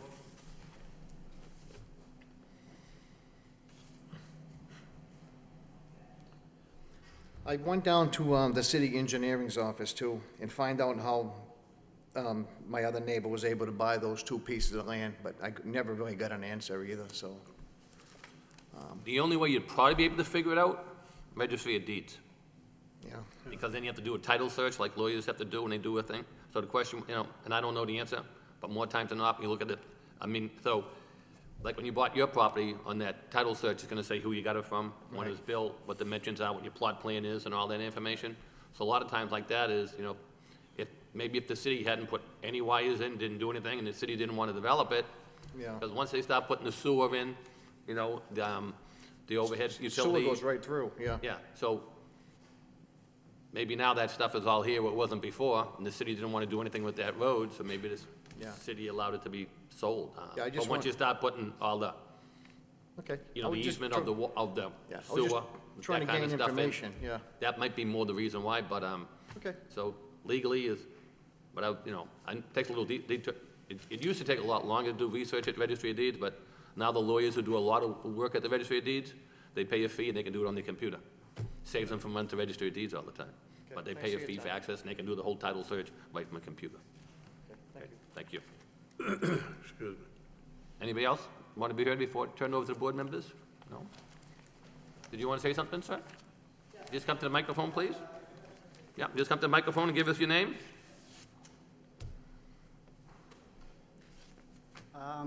My name is John Sierra. I am the owner of 113 88 Ellis Avenue, 113 Barnum, and 88 Ellis Avenue. I understand my neighbor is there for so many years. He been taking care of that piece of land there, but I think that is not, he doesn't own that piece. That's part of the city. I am owning a bigger extension of land that if I have kids, they growing up, I would like to have a place for them to live. Also, I've been living there for 16 years, and I am paying taxes on these two lots, on the 113 and the 88 Ellis Avenue. So I am paying taxes on that. I think I can build there if you guys give us the permit. I think I have the right to build this if I get the permit, if I got everything straight out. Sir, I think these two lots, these two houses are going to give to the city a good amount of money also on taxes. I am paying taxes on the two lots. I am paying a lot. But these two houses are going to give more taxes to the city, even more than what I am paying right now. So think about that. And, I mean, my kids need a place to live too. I understand that. I'm sorry about you, sir, but I need, that's my lot. Okay, everybody, I'm sorry, but everybody has the right to have a place for the kids to live. I own this big lot, and I have a lot of work over there, plus I am paying a lot of money on that lot. Why I cannot build a house for my kids? And think about, put your head on my place. If you guys have a kid, you want to have a place for them to live too. My neighbor, the other neighbor next to me, was asking me to sell a piece of that lot to build a house for his kids. So I say no because I want something for my kids. I want something for my kids. I want my kids to have a place to live. And if I can keep them next to me, that will be beautiful because and I am praying to God to give us that opportunity because it's our kids, and they need a place to live. Thank you. Well, the only thing I'll say to that is, you can build the property there if you meet all the regulations under subdivision control law, number one. Yeah. Okay? Just because you're a taxpayer doesn't mean you can build anything you want everywhere. And you know what? I bet all these people who spoke tonight, I'm willing to bet they're all taxpayers too. I bet they are, and I'm not gonna even ask them, but I bet they are. Thank you, sir. At this point in time, I'm going to turn it over to the board members, see if they have any questions or comments. Mr. Chairman, if I... Yes, I may. Mr. Fischett. I just to kind of clarify too, what was happening this evening is, we didn't have these plans, and I just asked Patrick, DPD did not have these plans to review. So we had, apparently was existing conditions, and we're looking at this for the first time this evening. So the idea was for us to have preliminary subdivision plans to review, which we did not have. If I look at this, and there's some real technical requirements on the subdivision control. When you look at the grade elevation from Oxford to Ellis, I would want to have a little bit more time to take a look at that. And if you look at the radius from Oxford to Ellis, that is a very tight radius. So, and also, the minimum setback requirement is 15 feet in this zone. And as it was pointed out by residents on Oxford, their homes are right on the street. So they don't have much of setbacks. So to really open that up, and again, we have a steep grade, we have a very tight radius, and then to open that up to homes that are basically right on the street, I think is, from a greater good, I think there's some concern there. Regarding fire access, the way those streets are designed at the moment, what happens is the fire trucks pull up right in front of the homes.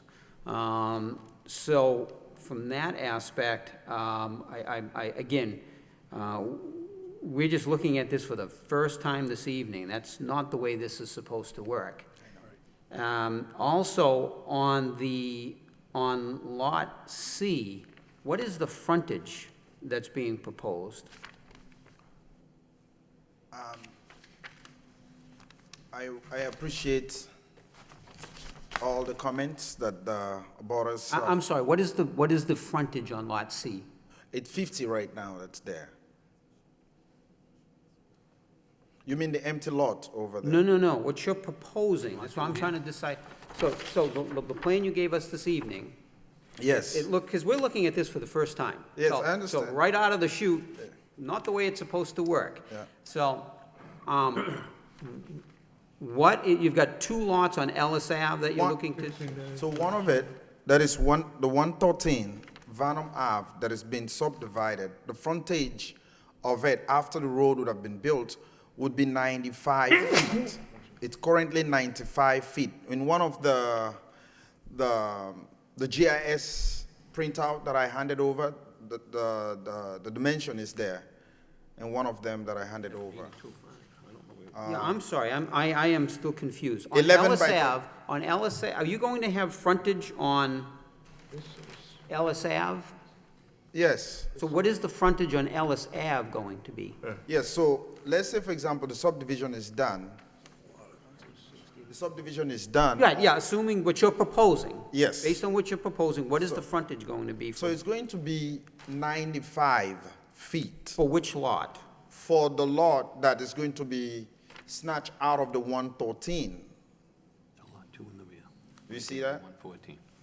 The 113, when 113 is subdivided, so now the new lot, because there's currently an existing. Which is Lot C, which is what I'm trying to, Well, that's 95 feet.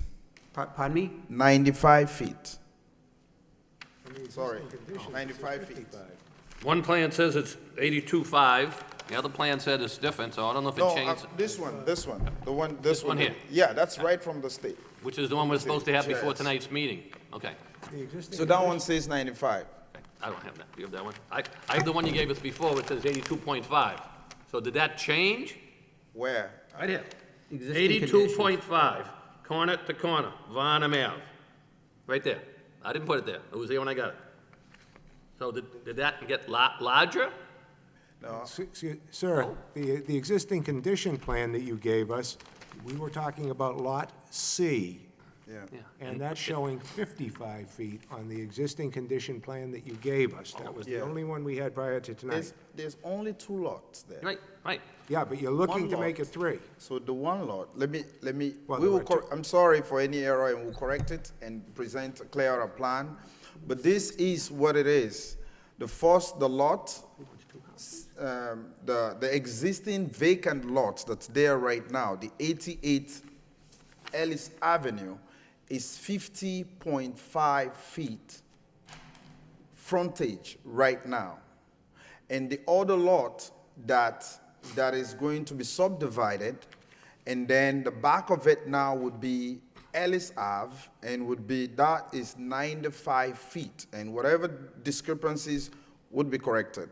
So, but again, you said 95 incorporating Lot 2 with the lot next to it, but what is the frontage of the finished lots? If I'm looking at the plans, I think I'm seeing 75.9 on one and 69.7 on the other. Can I? Sure, if you get, yeah, absolutely, absolutely. That's right. First of all, That's what they the plan said. you gave us tonight and the plan you gave us before are completely different. Yes, so. Yes. So this is Okay, see this? See the 82.5? Yes. Okay, you put it here, not me, okay? Now over here, what- now you're telling us it's 90. What's the frontage on this lot right here? Sure, oh, go right ahead.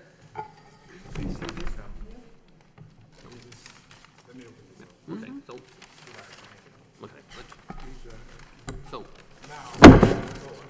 that's all right, but, see, Yeah, okay, then I'm gonna explain something after that. We're going on this plan that you gave us last week, not tonight. Because we have to go out and look at it and go by all this before we come to the meeting. So this one is, Whose property is this? This is Mr. Sierra's property. Yeah. you see, this is a vacant lot, and this is Okay. the 114 Donald Park. Okay, okay, question. My question, let's go back to the microphone. I'll make this very simple. Yep. No, go back to the microphone, okay? So, first of all, you tell us, on the plan that we got received, which had to be given to us 2 weeks ago, before we can prepare for tonight's meetings, you have Lot 2, okay, and Lot 1. 2 lots, correct? Correct. Tonight, I see Lot A facing Bonham, correct? Correct. Yes, We agree on that.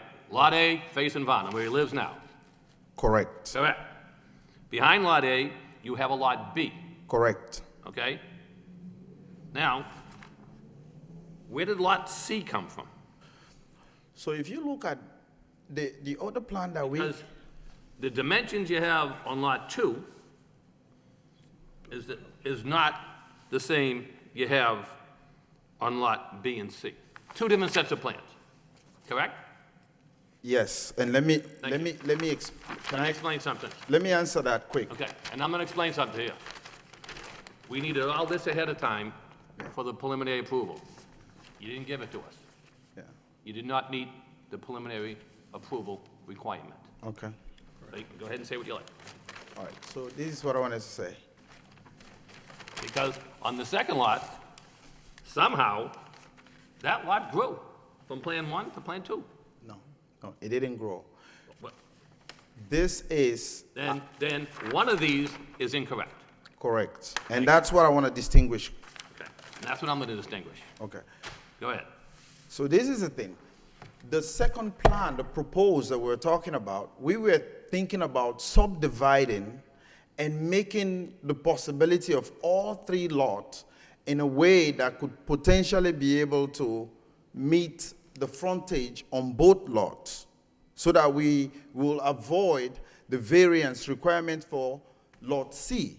But when we came, I remember when I spoke to Christine and Patrick, in fact, Patrick was able to bring it up to say, it's not only, if you look at the potential subdivision on the other plan, it would have created at least a 70 feet frontage on the lot that is currently 50 feet, and then create a 75 frontage on the other lot. But if we do that, we wouldn't be able to meet another regulation that says that you have to maintain a certain width for the total lot. So because of that, we discarded that. We only showed you that to show you the road, the proposed potential road dimension and layout, and not the subdivision. The one that we are going by, the subdivision, is the one we submitted earlier. So when I came, I told Patrick, I have a potential road layout. I know it's late. Is it? Then he said, well, during the time you're presenting, if you can just give them an idea of what you are thinking about. When, after tonight, after their comment, you have enough time to go and recalibrate all this and present it in a plan. So the one that has the 75 that you were asking about, I didn't present it to show the subdivision. I only presented it to show an idea of how the road layout will look like. But the one that is correctly presenting the frontages is the one I submitted to the city. And that's the one that has those dimensions that you have. So the one that has the potential road layout was just for the road layout for you to have an idea instead of me just coming in here and not talk about the road at all. So at least you have an idea how the road layout will look like. So in terms of the subdivision of that plan, I want you to ignore that because we were trying to see if it is possible for all 3 lots to be subdivided in a way that the frontages will be met, and then we'll avoid variance. So you want us to ignore what you gave us? No. I'm saying I want you to look at the road layout of the one that I gave you for you to have an idea of how we intend to go about the road. But the subdivision itself, the first, like I said, you know, when you're designing some of these things, you have draft. You think about all these things. You analyze it. You come back. You reflect on it. I know, sir. We've been doing this for quite a long period of time. Yes. Very long period of time. Okay. I believe that. Because what I'm trying to say is the size of the lot you're showing me here is not the same size of the lot you're showing me here. And which lot? Is it lot what? Okay? For example, okay? This lot here goes straight back. Here's where he lives now. That goes straight back, correct? Correct. That's what you gave us tonight? Yes. Okay. No, Okay? that's what I submitted to the city. Stick with me for a minute, okay? So you answer me yes or no, we get through this a lot faster. Okay? Now, other lot, we agree, front and rear. Correct. Correct? Yeah. Lot 1, lot 2. Yes. Tonight we come in with lot ABC. Correct? Correct? Am I reading it wrong, or is that correct? Yes or no? A, B, C. Just on this piece of paper you gave us tonight. A, B, C. Is that right or wrong? That is not what I intend. It's for the road. That very plan is just the road layout. Can you answer me a question? Yes or no? Does this plan have lot A, Yes. B, and Yes. C? Yes. Okay. Now, if I look at lot C, could you tell me where Mr. Zapata and Trevor's land is here, because it's not mentioned anywhere on this lot? So their land just did you buy it off them recently, or? Which one? Are you talking about 113 Varnum Ave? I'm talking about number 86. 86? Yep, okay? So before, you have to the right of lot 2, the owners, John and Sandra, right? Yep. Okay? That's 113 Varnum Ave. Okay? Yep. I'm looking here on Ellis Ave. Yep. I see that. Yep. And guess what? They're not on here anymore. So where's their lot? I'm trying to say to you. Okay, I'm just asking you a question. And I'm trying to answer the question, Okay, sir. can you show me where their lot is?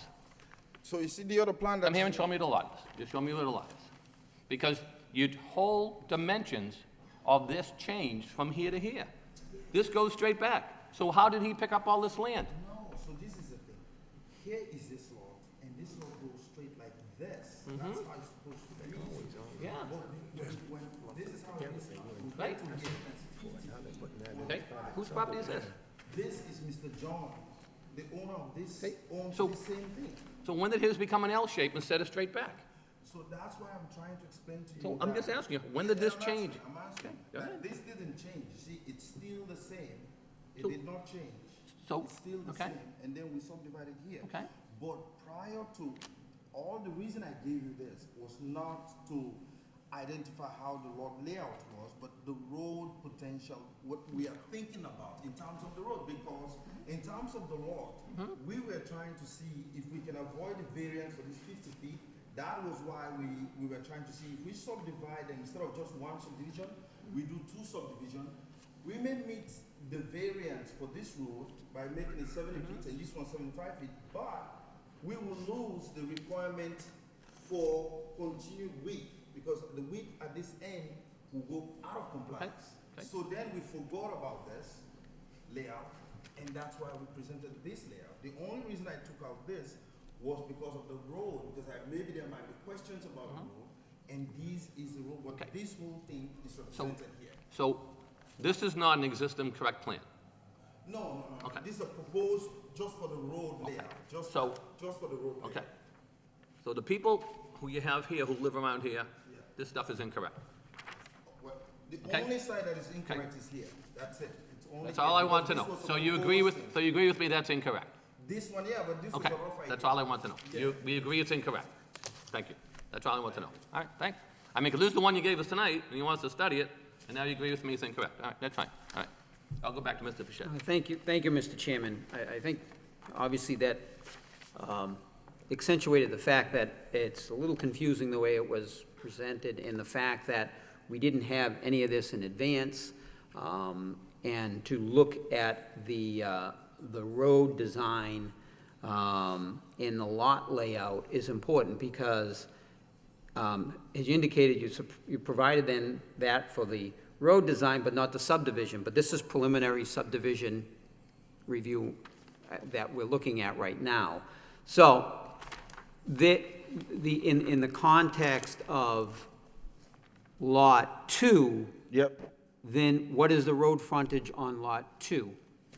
So what we are going to do then, the Lot C, which is Lot 3, we're gonna keep the lines the way they exist right now on Okay. Mass GIS. We're not gonna touch anything in that lot at all. Okay. The only lot we are going to subdivide now is 113, and that's the only lot. We're not playing with Lot 3, Lot 2, the frontage currently on Mass GIS, and everything over there.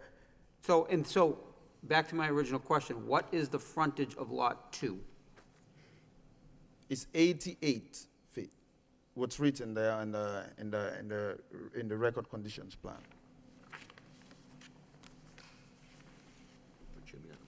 Patrick, did you see, because I think in the comments from DPD, there was some confusing as well as to what the frontage is. I don't see it labeled that way, so I'm still not clear.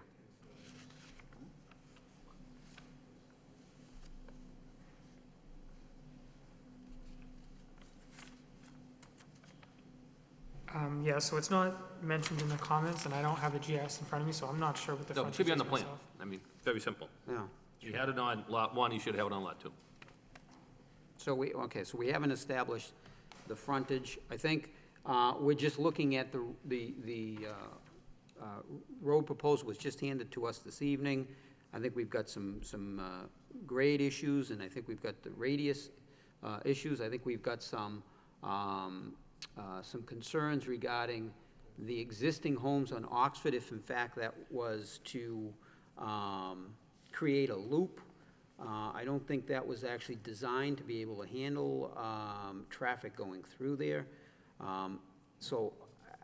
Again, not having the plans submitted to us in advance to really have an understanding of what was really being proposed here, I think you're asking us you put us in a difficult position. I understand, and this is what I wanted to say. If you go, as you have gone to the site yesterday or so, you see that right now, as they were talking about the mud hole, water is flowing from Ellis Ave and going down to John's property, and water also is flowing from Oxford Street. So as a result, it creates this kind of retention center between the buildings that potentially causes some level of flooding, even though it's not a floodplain. And what we intend to do is to backfill that whole mud hole that you're talking about, that is within that paper street, so that we can create an acceptable grade between Oxford and Ellis Ave. And one thing I can promise you is, regarding these entire plans and the road design, we would continue to work with the engineering team over here to ensure that the next time this comes in front of you, as we intend to continue to pursue it, it will be very, very clear, and the designs will be laid out. I was gonna say, these are appropriately. discussions that should have Yeah. taken place with DPD before Yeah, I this understand. submittal. Yeah. Okay, thank you, Mr. Chairman. Thank you, Mr. Fischett. Mr. Lockhart, any questions? I just have an additional comment regarding the documentation. I'll just read from this memorandum dated September 26, 2017, and revised on the 28th. The documentation is missing some important information. The second page, item number 3, it says, note number 2 on the site plan states, C Street construction drawings by Rightway Engineering. These construction drawings were not provided.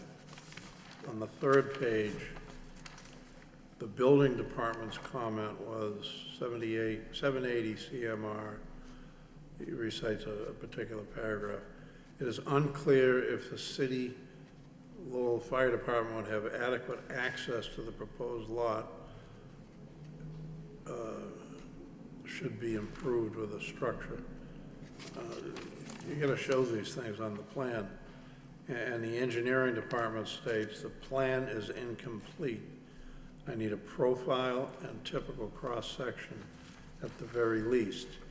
He has not indicated what he intends to do with his stormwater. Note number 2 refers to a street construction plan. I would like to review that plan. I think these are basic things that you just, Yeah, we saw. they're missing, period, you know, that's all.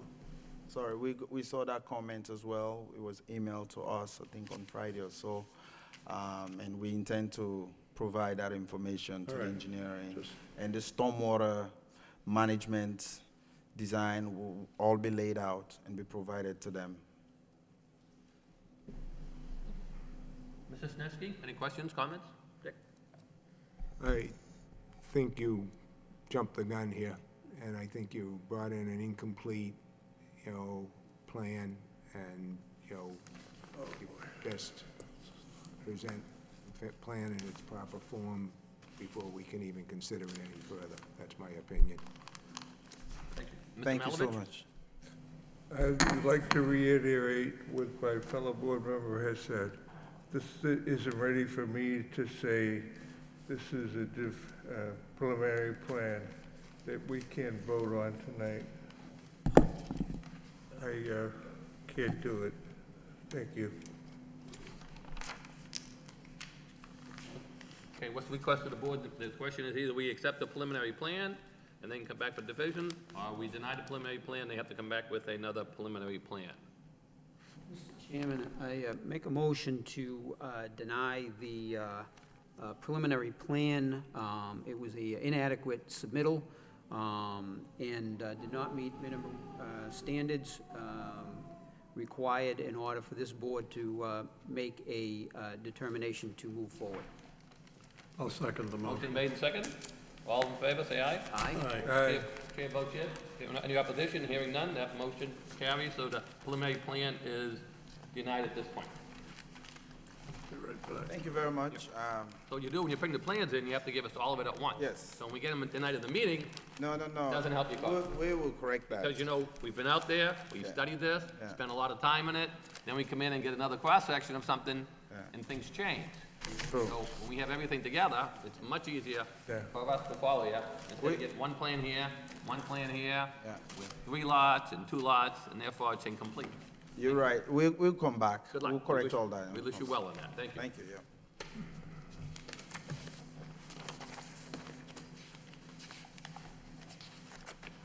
Okay, moving along on the agenda, we have a pre-application session for Pawtucket Boulevard.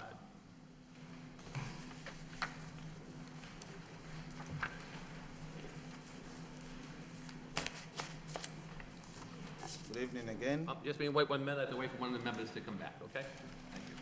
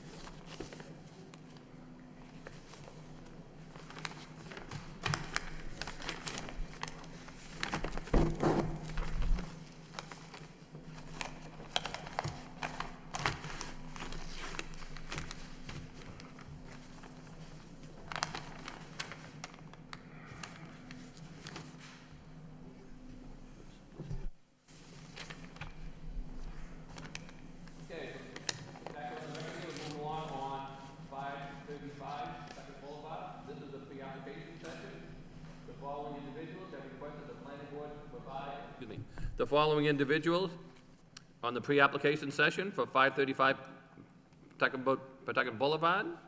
And the individual has requested a planning board to provide preliminary review of their proposed project at the above address. This is not a public hearing. The planning board will render no decision related to the site plan review or any special permits in the future. Can we hear from the applicant, please? Good evening again. My name is Stephen. I'm a civil engineer. My client's intention for this lot is to be able to develop this lot. Currently, the lot is 29,900 square feet. If you combine the two lots, the one right on Melrose, one immediately behind the 535 Pawtucket Boulevard, his intention is to build condos, 4 floors, and the first floor will be a parking lot. This area is a floodplain. It's in a floodplain. 100% of it is on a floodplain. And so it is our intention to keep the first floor as a parking lot and use a permeable material for around the building. And then so we'll be able to park 38 cars underneath the structure and then be able to put 3 floors. So those 3 floors will have 23 units, 23 dwelling units. And so I'm coming in front of the board to see they can review, and we intend to ask for variance for lot size over dwelling units. Because right now the requirement for lot size over dwelling units is 3,000 square feet per dwelling unit, and that's in that particular zone. And but almost, I don't know, either less or around 10 years ago, Grandview, which is not too far from this lot, also were able to build something similar to what we are proposing here tonight. And we're asking that our client is able to build 23 dwelling units in this place. And currently, as we have about 40 plus parking lots in this area, if you include the external parking and the parking underneath the current structure, the proposed structure we're talking about. Right now, there is a one-family dwelling house that we intend to demolish and develop the whole place. We've gone through few analysis on what the best way to go, but we looked at the best way to do it is to create the back of this giant building that will be there, or at least these four floors that's gonna be there, is to at least have a playground for kids that will be living around Melrose Street. We've done a traffic impact studies for the potential place. I have copies here, and it was our intention that after this, we will submit tomorrow all the other studies, including comments and corrections that will be made here today. And our submission tomorrow for a full hearing would include the traffic impact studies that the traffic engineer submitted to me. So for today, we are asking for 23 dwelling units parking lot outside and a playground outside, and then a parking lot underneath the building as well. That's what we're asking for today.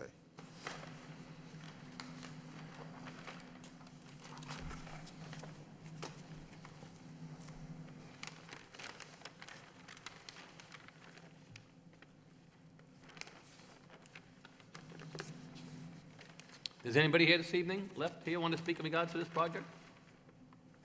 Anybody in the neighborhood, anybody? No? Board members have any questions? Mr. Fischett, start with you if you don't mind. Thank you, Mr. Chairman. Are you familiar with the Pawtuckaville master plan in any way? Has anybody mentioned that to you? The layout, you mean? No, there was an actual master plan that was completed by the city, which was actually a subset of the city's master plan. Matter of fact, a bone of contention with the neighborhood was the development of the Grandview. And there's a dubious history behind the Saab Tower as well. And it is not the desired result to replicate that along the boulevard. Okay. And in the master plan, there was an entire section where there was some disagreement, shall we say, at the time, of how to address that situation, and with the intent of possibly creating a suburban waterfront district. But the assurances that the neighborhood was given at the time, and I would look for strict adherence to that, is although there has not been any revision to the zoning code relative to this, is that part of the way you can regulate the density in the height is the lot area per dwelling unit, usable open space, parking requirements. And with the intention is, and the neighborhood really went forward without making this an issue and trying to have this addressed, with at the very least the understanding that those are the safeguards in place, and that's why we have the zoning in place. I can tell you the waivers that were granted for the Grandview is still a bone of contention as it is today with the neighborhood. And it was specifically noted in the master plan that that was not really the desired result. There is some strict, I believe the expectation from the neighborhood is the strict adherence to the zoning requirement, and I would incorporate that in whatever plan you bring forward, is that there would be strict adherence to lot area per dwelling unit, usable open space, and parking. I think you can understand this. You understand zoning and the engineering aspect of it, and that really is why I believe there hasn't been a big issue to address this. And I can tell you, I know even the neighborhood group is concerned about this, but they have a candidate night at their meeting this evening. So certainly, I would even suggest reaching out We've to the started Pawtuckaville neighborhood group, because this will be something where they will be concerned about. And like I said, if you're looking for input from the board, what I would tell you is come up with a plan that has strict adherence. Do not look for any waivers relative to density as it relates to waivers to lot area per dwelling unit, usable open space, and parking. I think that's critical. Thank you, Mr. Fischett. Mr. Lockhart, any questions? Just a couple of questions. There are some abutters over there, and I think you need to be careful how you impact them. Okay. In terms of maybe fencing or something, and also exterior lighting. We just have to be careful of those things. I have a memo here dated September 27th from Christine at the Department of Planning and Development. And on the second page, the building department makes a comment. This project appears to be feasible as proposed. However, I would like to see a fire department connection somewhere. I see no existing hydrants on the plan or in online street map programs. Also, the property is in a flood zone, Yeah, so just be, cognizant of what, yeah, we are incorporating that you in put our up design. a four-story building, and you gotta, satisfy these departments. That's all I have, Mr. Chairman. Thank you. Mr. Malovich, any questions, comments? Yes, I just have some comments. On the drawing that was submitted, there is no boundaries to the paved surface except for where you see it over on the second lot that was by the playground. I'm not sure where the paving is around the front of the building or on the sides. We're gonna maintain, I'm sorry, can I say something? Yeah, you can respond to this question, sure. I just wanted to say currently there is a existing pavement right now around that property, and we're gonna maintain the existing pavement that's on that property right now. That is along Pawtucket Boulevard and also Melrose. I'm talking about on the lot itself. When you build these parking lots, I like to see the edges of the pavement on the plan on your property. I also would like to see a landscape plan that shows how you're going to improve the property. Okay. I see very little walkways from or the exact way you're gonna, I understand most of it's underground, but you're not meeting the zoning requirement for 2 spaces per unit. And I wonder which units are gonna get stiffed for the second space.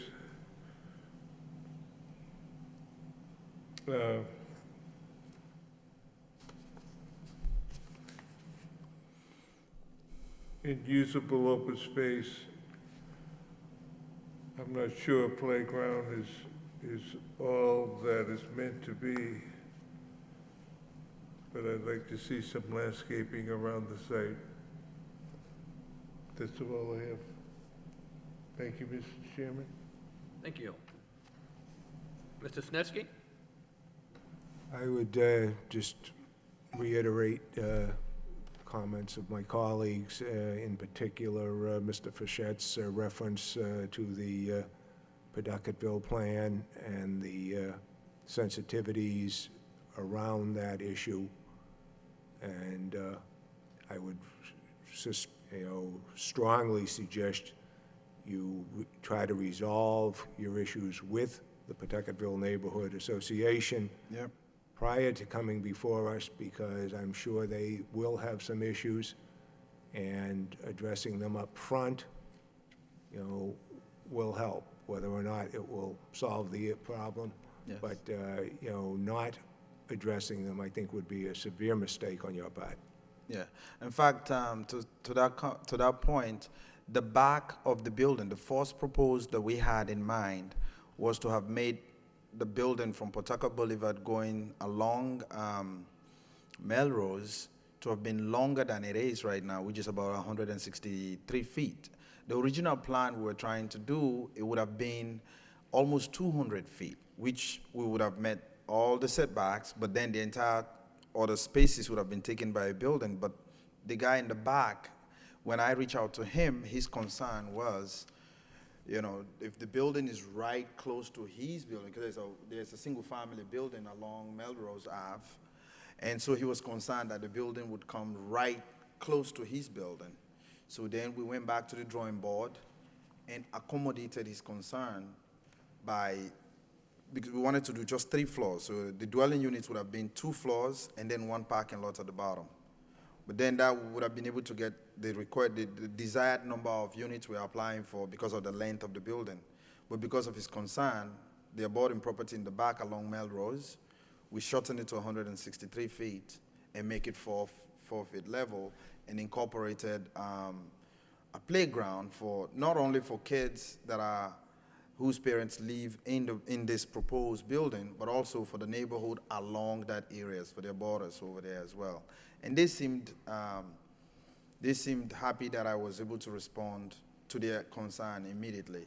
But Attorney Jim Flood is working with the association to try to present this to them and talk to them regarding this. And whatever concerns they would have, it will be communicated to us through Attorney Jim Flood, and then we'll incorporate it.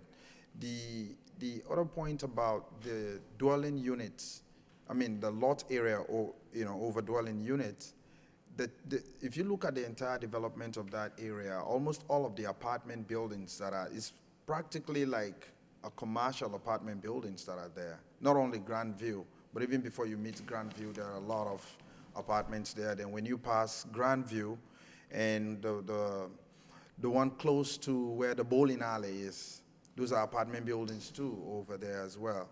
And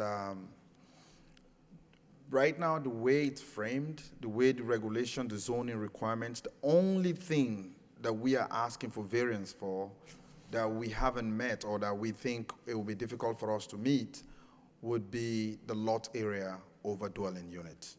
But setbacks or open space, usable open space, we know we would meet those things, and the parking lot requirements will meet all those things.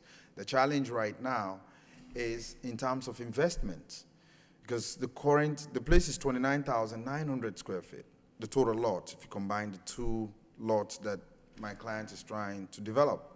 If you say you follow by the strict rule right now for lot area over dwelling units, you can only put 9 units over there. And knowing that it's a floodplain, the kind of work that requires to be done over there, the stormwater structure and management that needs to be done over there, the design, the work, and all of that, it wouldn't be beneficial. It would be a loss to the developer to put 9 units there and invest all that engineering work that needs to be done and all the construction that needs to be done over there. So that is why we are coming in front of the board so that that place can be developed. And I think they're even working on a market basket not too far from the bowling alley over there, we heard. So we just believe that since the area seems commercial dwelling condos that are in that area, if my client don't even intend to go, I think Grandview is about 8 floors, and he's just intending to do 4 floors. That is exactly the point that Mr. Frechette was making and that the master plan addresses. Yeah. And, if the economic decision we can't tell you about. That's your decision, that's your analysis. Either it makes sense for you or it doesn't. Yeah. But I think, you would make the right decision by going and working it out to the best of your ability with the neighborhood association. And then when you come in here, we'll listen to your proposal, we'll listen to what the neighborhood has to say, and based on that, we'll render a decision. But I think you touched on exactly the point that Mr. Frechette was making. Yes. The economic decision is yours, that's not ours. Yeah. I respect that. So what's your total number of parking spaces, I'm sorry? It's currently it's 38.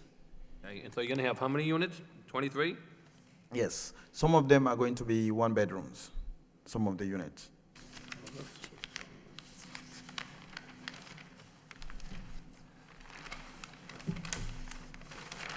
So the one waiver you said you'd be questioned would be the minimum land dwelling unit? So, Lot area. yeah, okay, so lot areas, you need requirements of 3,000, you're proposing 1,300, so less than half? That's right. That's a concern of mine, just to let you know, so. Any other boards have any further updates? And regarding the 1,300, it's not. I'm not saying that the board should consider ours because Grandview has been granted, but Grandview's is 833 lot area per dwelling unit. And it's built like within the last decade, in that place. It's in the same floodplain, and we're not comparing, I respect the comments that one of you have made regarding how crucial that decision was. But what we are asking is, and the building we want to put there is going to be a beautiful building. It's going to be nice looking. It's going to enhance the Pawtucket Boulevard looks. And we don't intend to go more than 4 floors. The first floor will be all parking lot. And the entrance to the building won't be even from Pawtucket Boulevard. It will be from Melrose, where the traffic flow in Melrose is extremely slow right now. It's very low, so. Low right now. Even in peak hours, throughout the year. What do you think of the condition of Melrose Ave at this point to handle all that traffic? Yeah. Right now? That too, yeah. The condition of the road? In terms of handling, the condition of the road, Just saying, looking at the road itself now, if all the traffic is gonna be on Melrose Ave, you're gonna be getting a lot more traffic, right? well, not really in that, because the moment you get into Melrose Ave, in less than 200 feet, you are into your parking garage at the bottom. So you're not really going all the way to the end of Melrose where the other neighbors are living. But you still have to go on Melrose Ave. Yes, we are. And so you're gonna need 2 requests when you come to see us. One's gonna be the site plan, right? Yep. And the second one's gonna be a special permit. Yep. We're gonna need 4 out of the 5 votes. Yep. And when we look at this project, we look at all the matters that are on this site and not so over Glenview. So the concern I have is the dwelling units not having enough space. That's the concern I have. You know, Yeah. you want, this is here for pre-grab, you asked my concerns, to be less than half, I think it's a concern.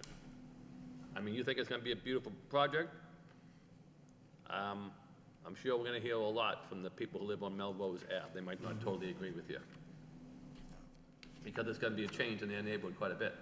Yeah. Hopefully the playground will, for their kids and Yeah, grandkids. but I mean, will play you're well. talking about a special permit, so we have to look at neighborhood character. So the neighbors are gonna tell us how they think this fits in to their neighborhood. And the Pawtucket Neighborhood Association is very proactive about speaking their piece when it comes to before us. And they're gonna talk to us about the land area per dwelling unit. I can tell you that, because they have a history of doing so. So that's where you're lacking on the plan, so that's an issue that's gonna be front and center when it comes back in for the plan. That's all. You want our feedback? So, That's our feedback. so you were saying that, I just wanted to see what half, because right now the total lot area is 29,000.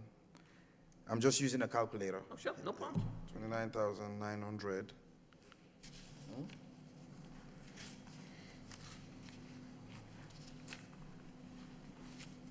So if I divide it by 1,500, which will be half of what it is, it's about 20 units it's gonna come down to.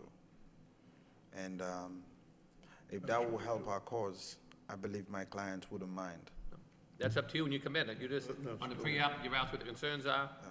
Those are basically some of our preliminary feedback. Okay.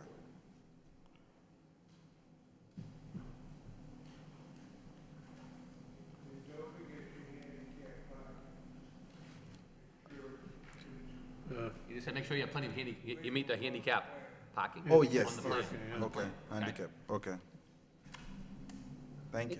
And can I just point out to you in the Pawtuckaville master plan, and see if you can even get a copy of it, but Yeah. on page 18, they actually have this was adopted in 2006, and the Grandview was under construction at that time.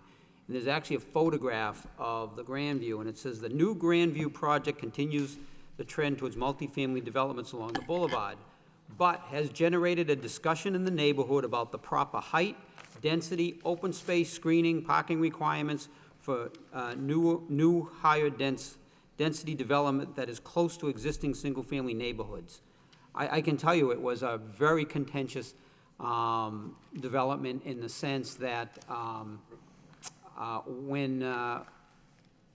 when the neighborhood saw the finished product, it is not what they wanted. And the intent of this was to say, look, at that project does not define the character of the neighborhood. And That's an anomaly. So again, I want to put it in context. We created, to tell you the truth, we created this document to help developers like yourself. Yeah. So if you have a path, it's a lot easier, so you don't spend engineering dollars, or you don't try to do something that you have opposition to any great extent, is that you have that's the whole idea of it. This is actually to guide what happens or doesn't happen. And I'm a big proponent of that in the sense that these documents are really meant to be a tool for everybody. But it's important that we know they exist, and it's important that we understand what the concerns are all along. And again, I just have to stress to you, the assurance was, what prevents this from happening in the future is the fact is there are requirements for lot area per dwelling unit, usable open space, and parking that can help mitigate the density and impact of large-scale development. So take that for what it's worth. No, I honestly take that. I really take it seriously. But you can appreciate, I suspect you can appreciate the planning documents and what the intention is. And I'd like to get a copy. And that was really, really a major discussion in this committee, to the point where there was a disagreement. Obviously, the plan is like density, but I can tell you that it was a completely different feeling from the neighborhood's perspective. And this is an official document of the city of Lowell, kind of laying out what the concerns are. So, again, you're talking a lot of, investment, time, understand what really people are going to be looking for out of any development on this site. Thank you so much. To put that in. And one thing, when you look at the grand view, actually, I mean, I could understand a document like that in that they had variance almost in everything. Parking, even setbacks. Some of the setbacks, when I looked at them, they are even beyond the property line and into city right away, and all of that. That hopefully that if And that was held up in appeal for almost 2 years. See? Sir, I think I can put it in different terms to you. I think you're doing yourself a grave disservice anytime you bring up the Grandview in this discussion. Oh, okay. All right. All right. Let's put it in those The terms. neighbors sued the Grandview. They were in court for a long time. They took away all their lighting, all their property rights. A big suit went down. I'm sorry. So you're going to end up having people saying, we'll see you in court. I don't think you're helping yourself by discussing that. All right, okay. Just trying to put it in context. All right, good. I won't mention that anymore. The neighbors brought it up because they said they weren't getting their light. People behind them said they couldn't grow their garden, they couldn't grow this, they ended up suing them. So what did Glenview do? They went out and bought all the property of all those people with the deep pockets. Wow. Yeah, they bought a bunch of property up, that's how they settled it. I see. Yeah, deep pocket. Yeah. People went to court, they finally said, fine, I'll sell you my property, solved the problem. But, just telling you what happened in Glenview, we were here. Okay. We were. Good luck on that, and good luck with your pre-app.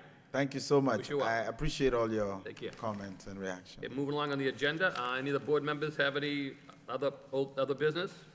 Mr. Go ahead, Rich.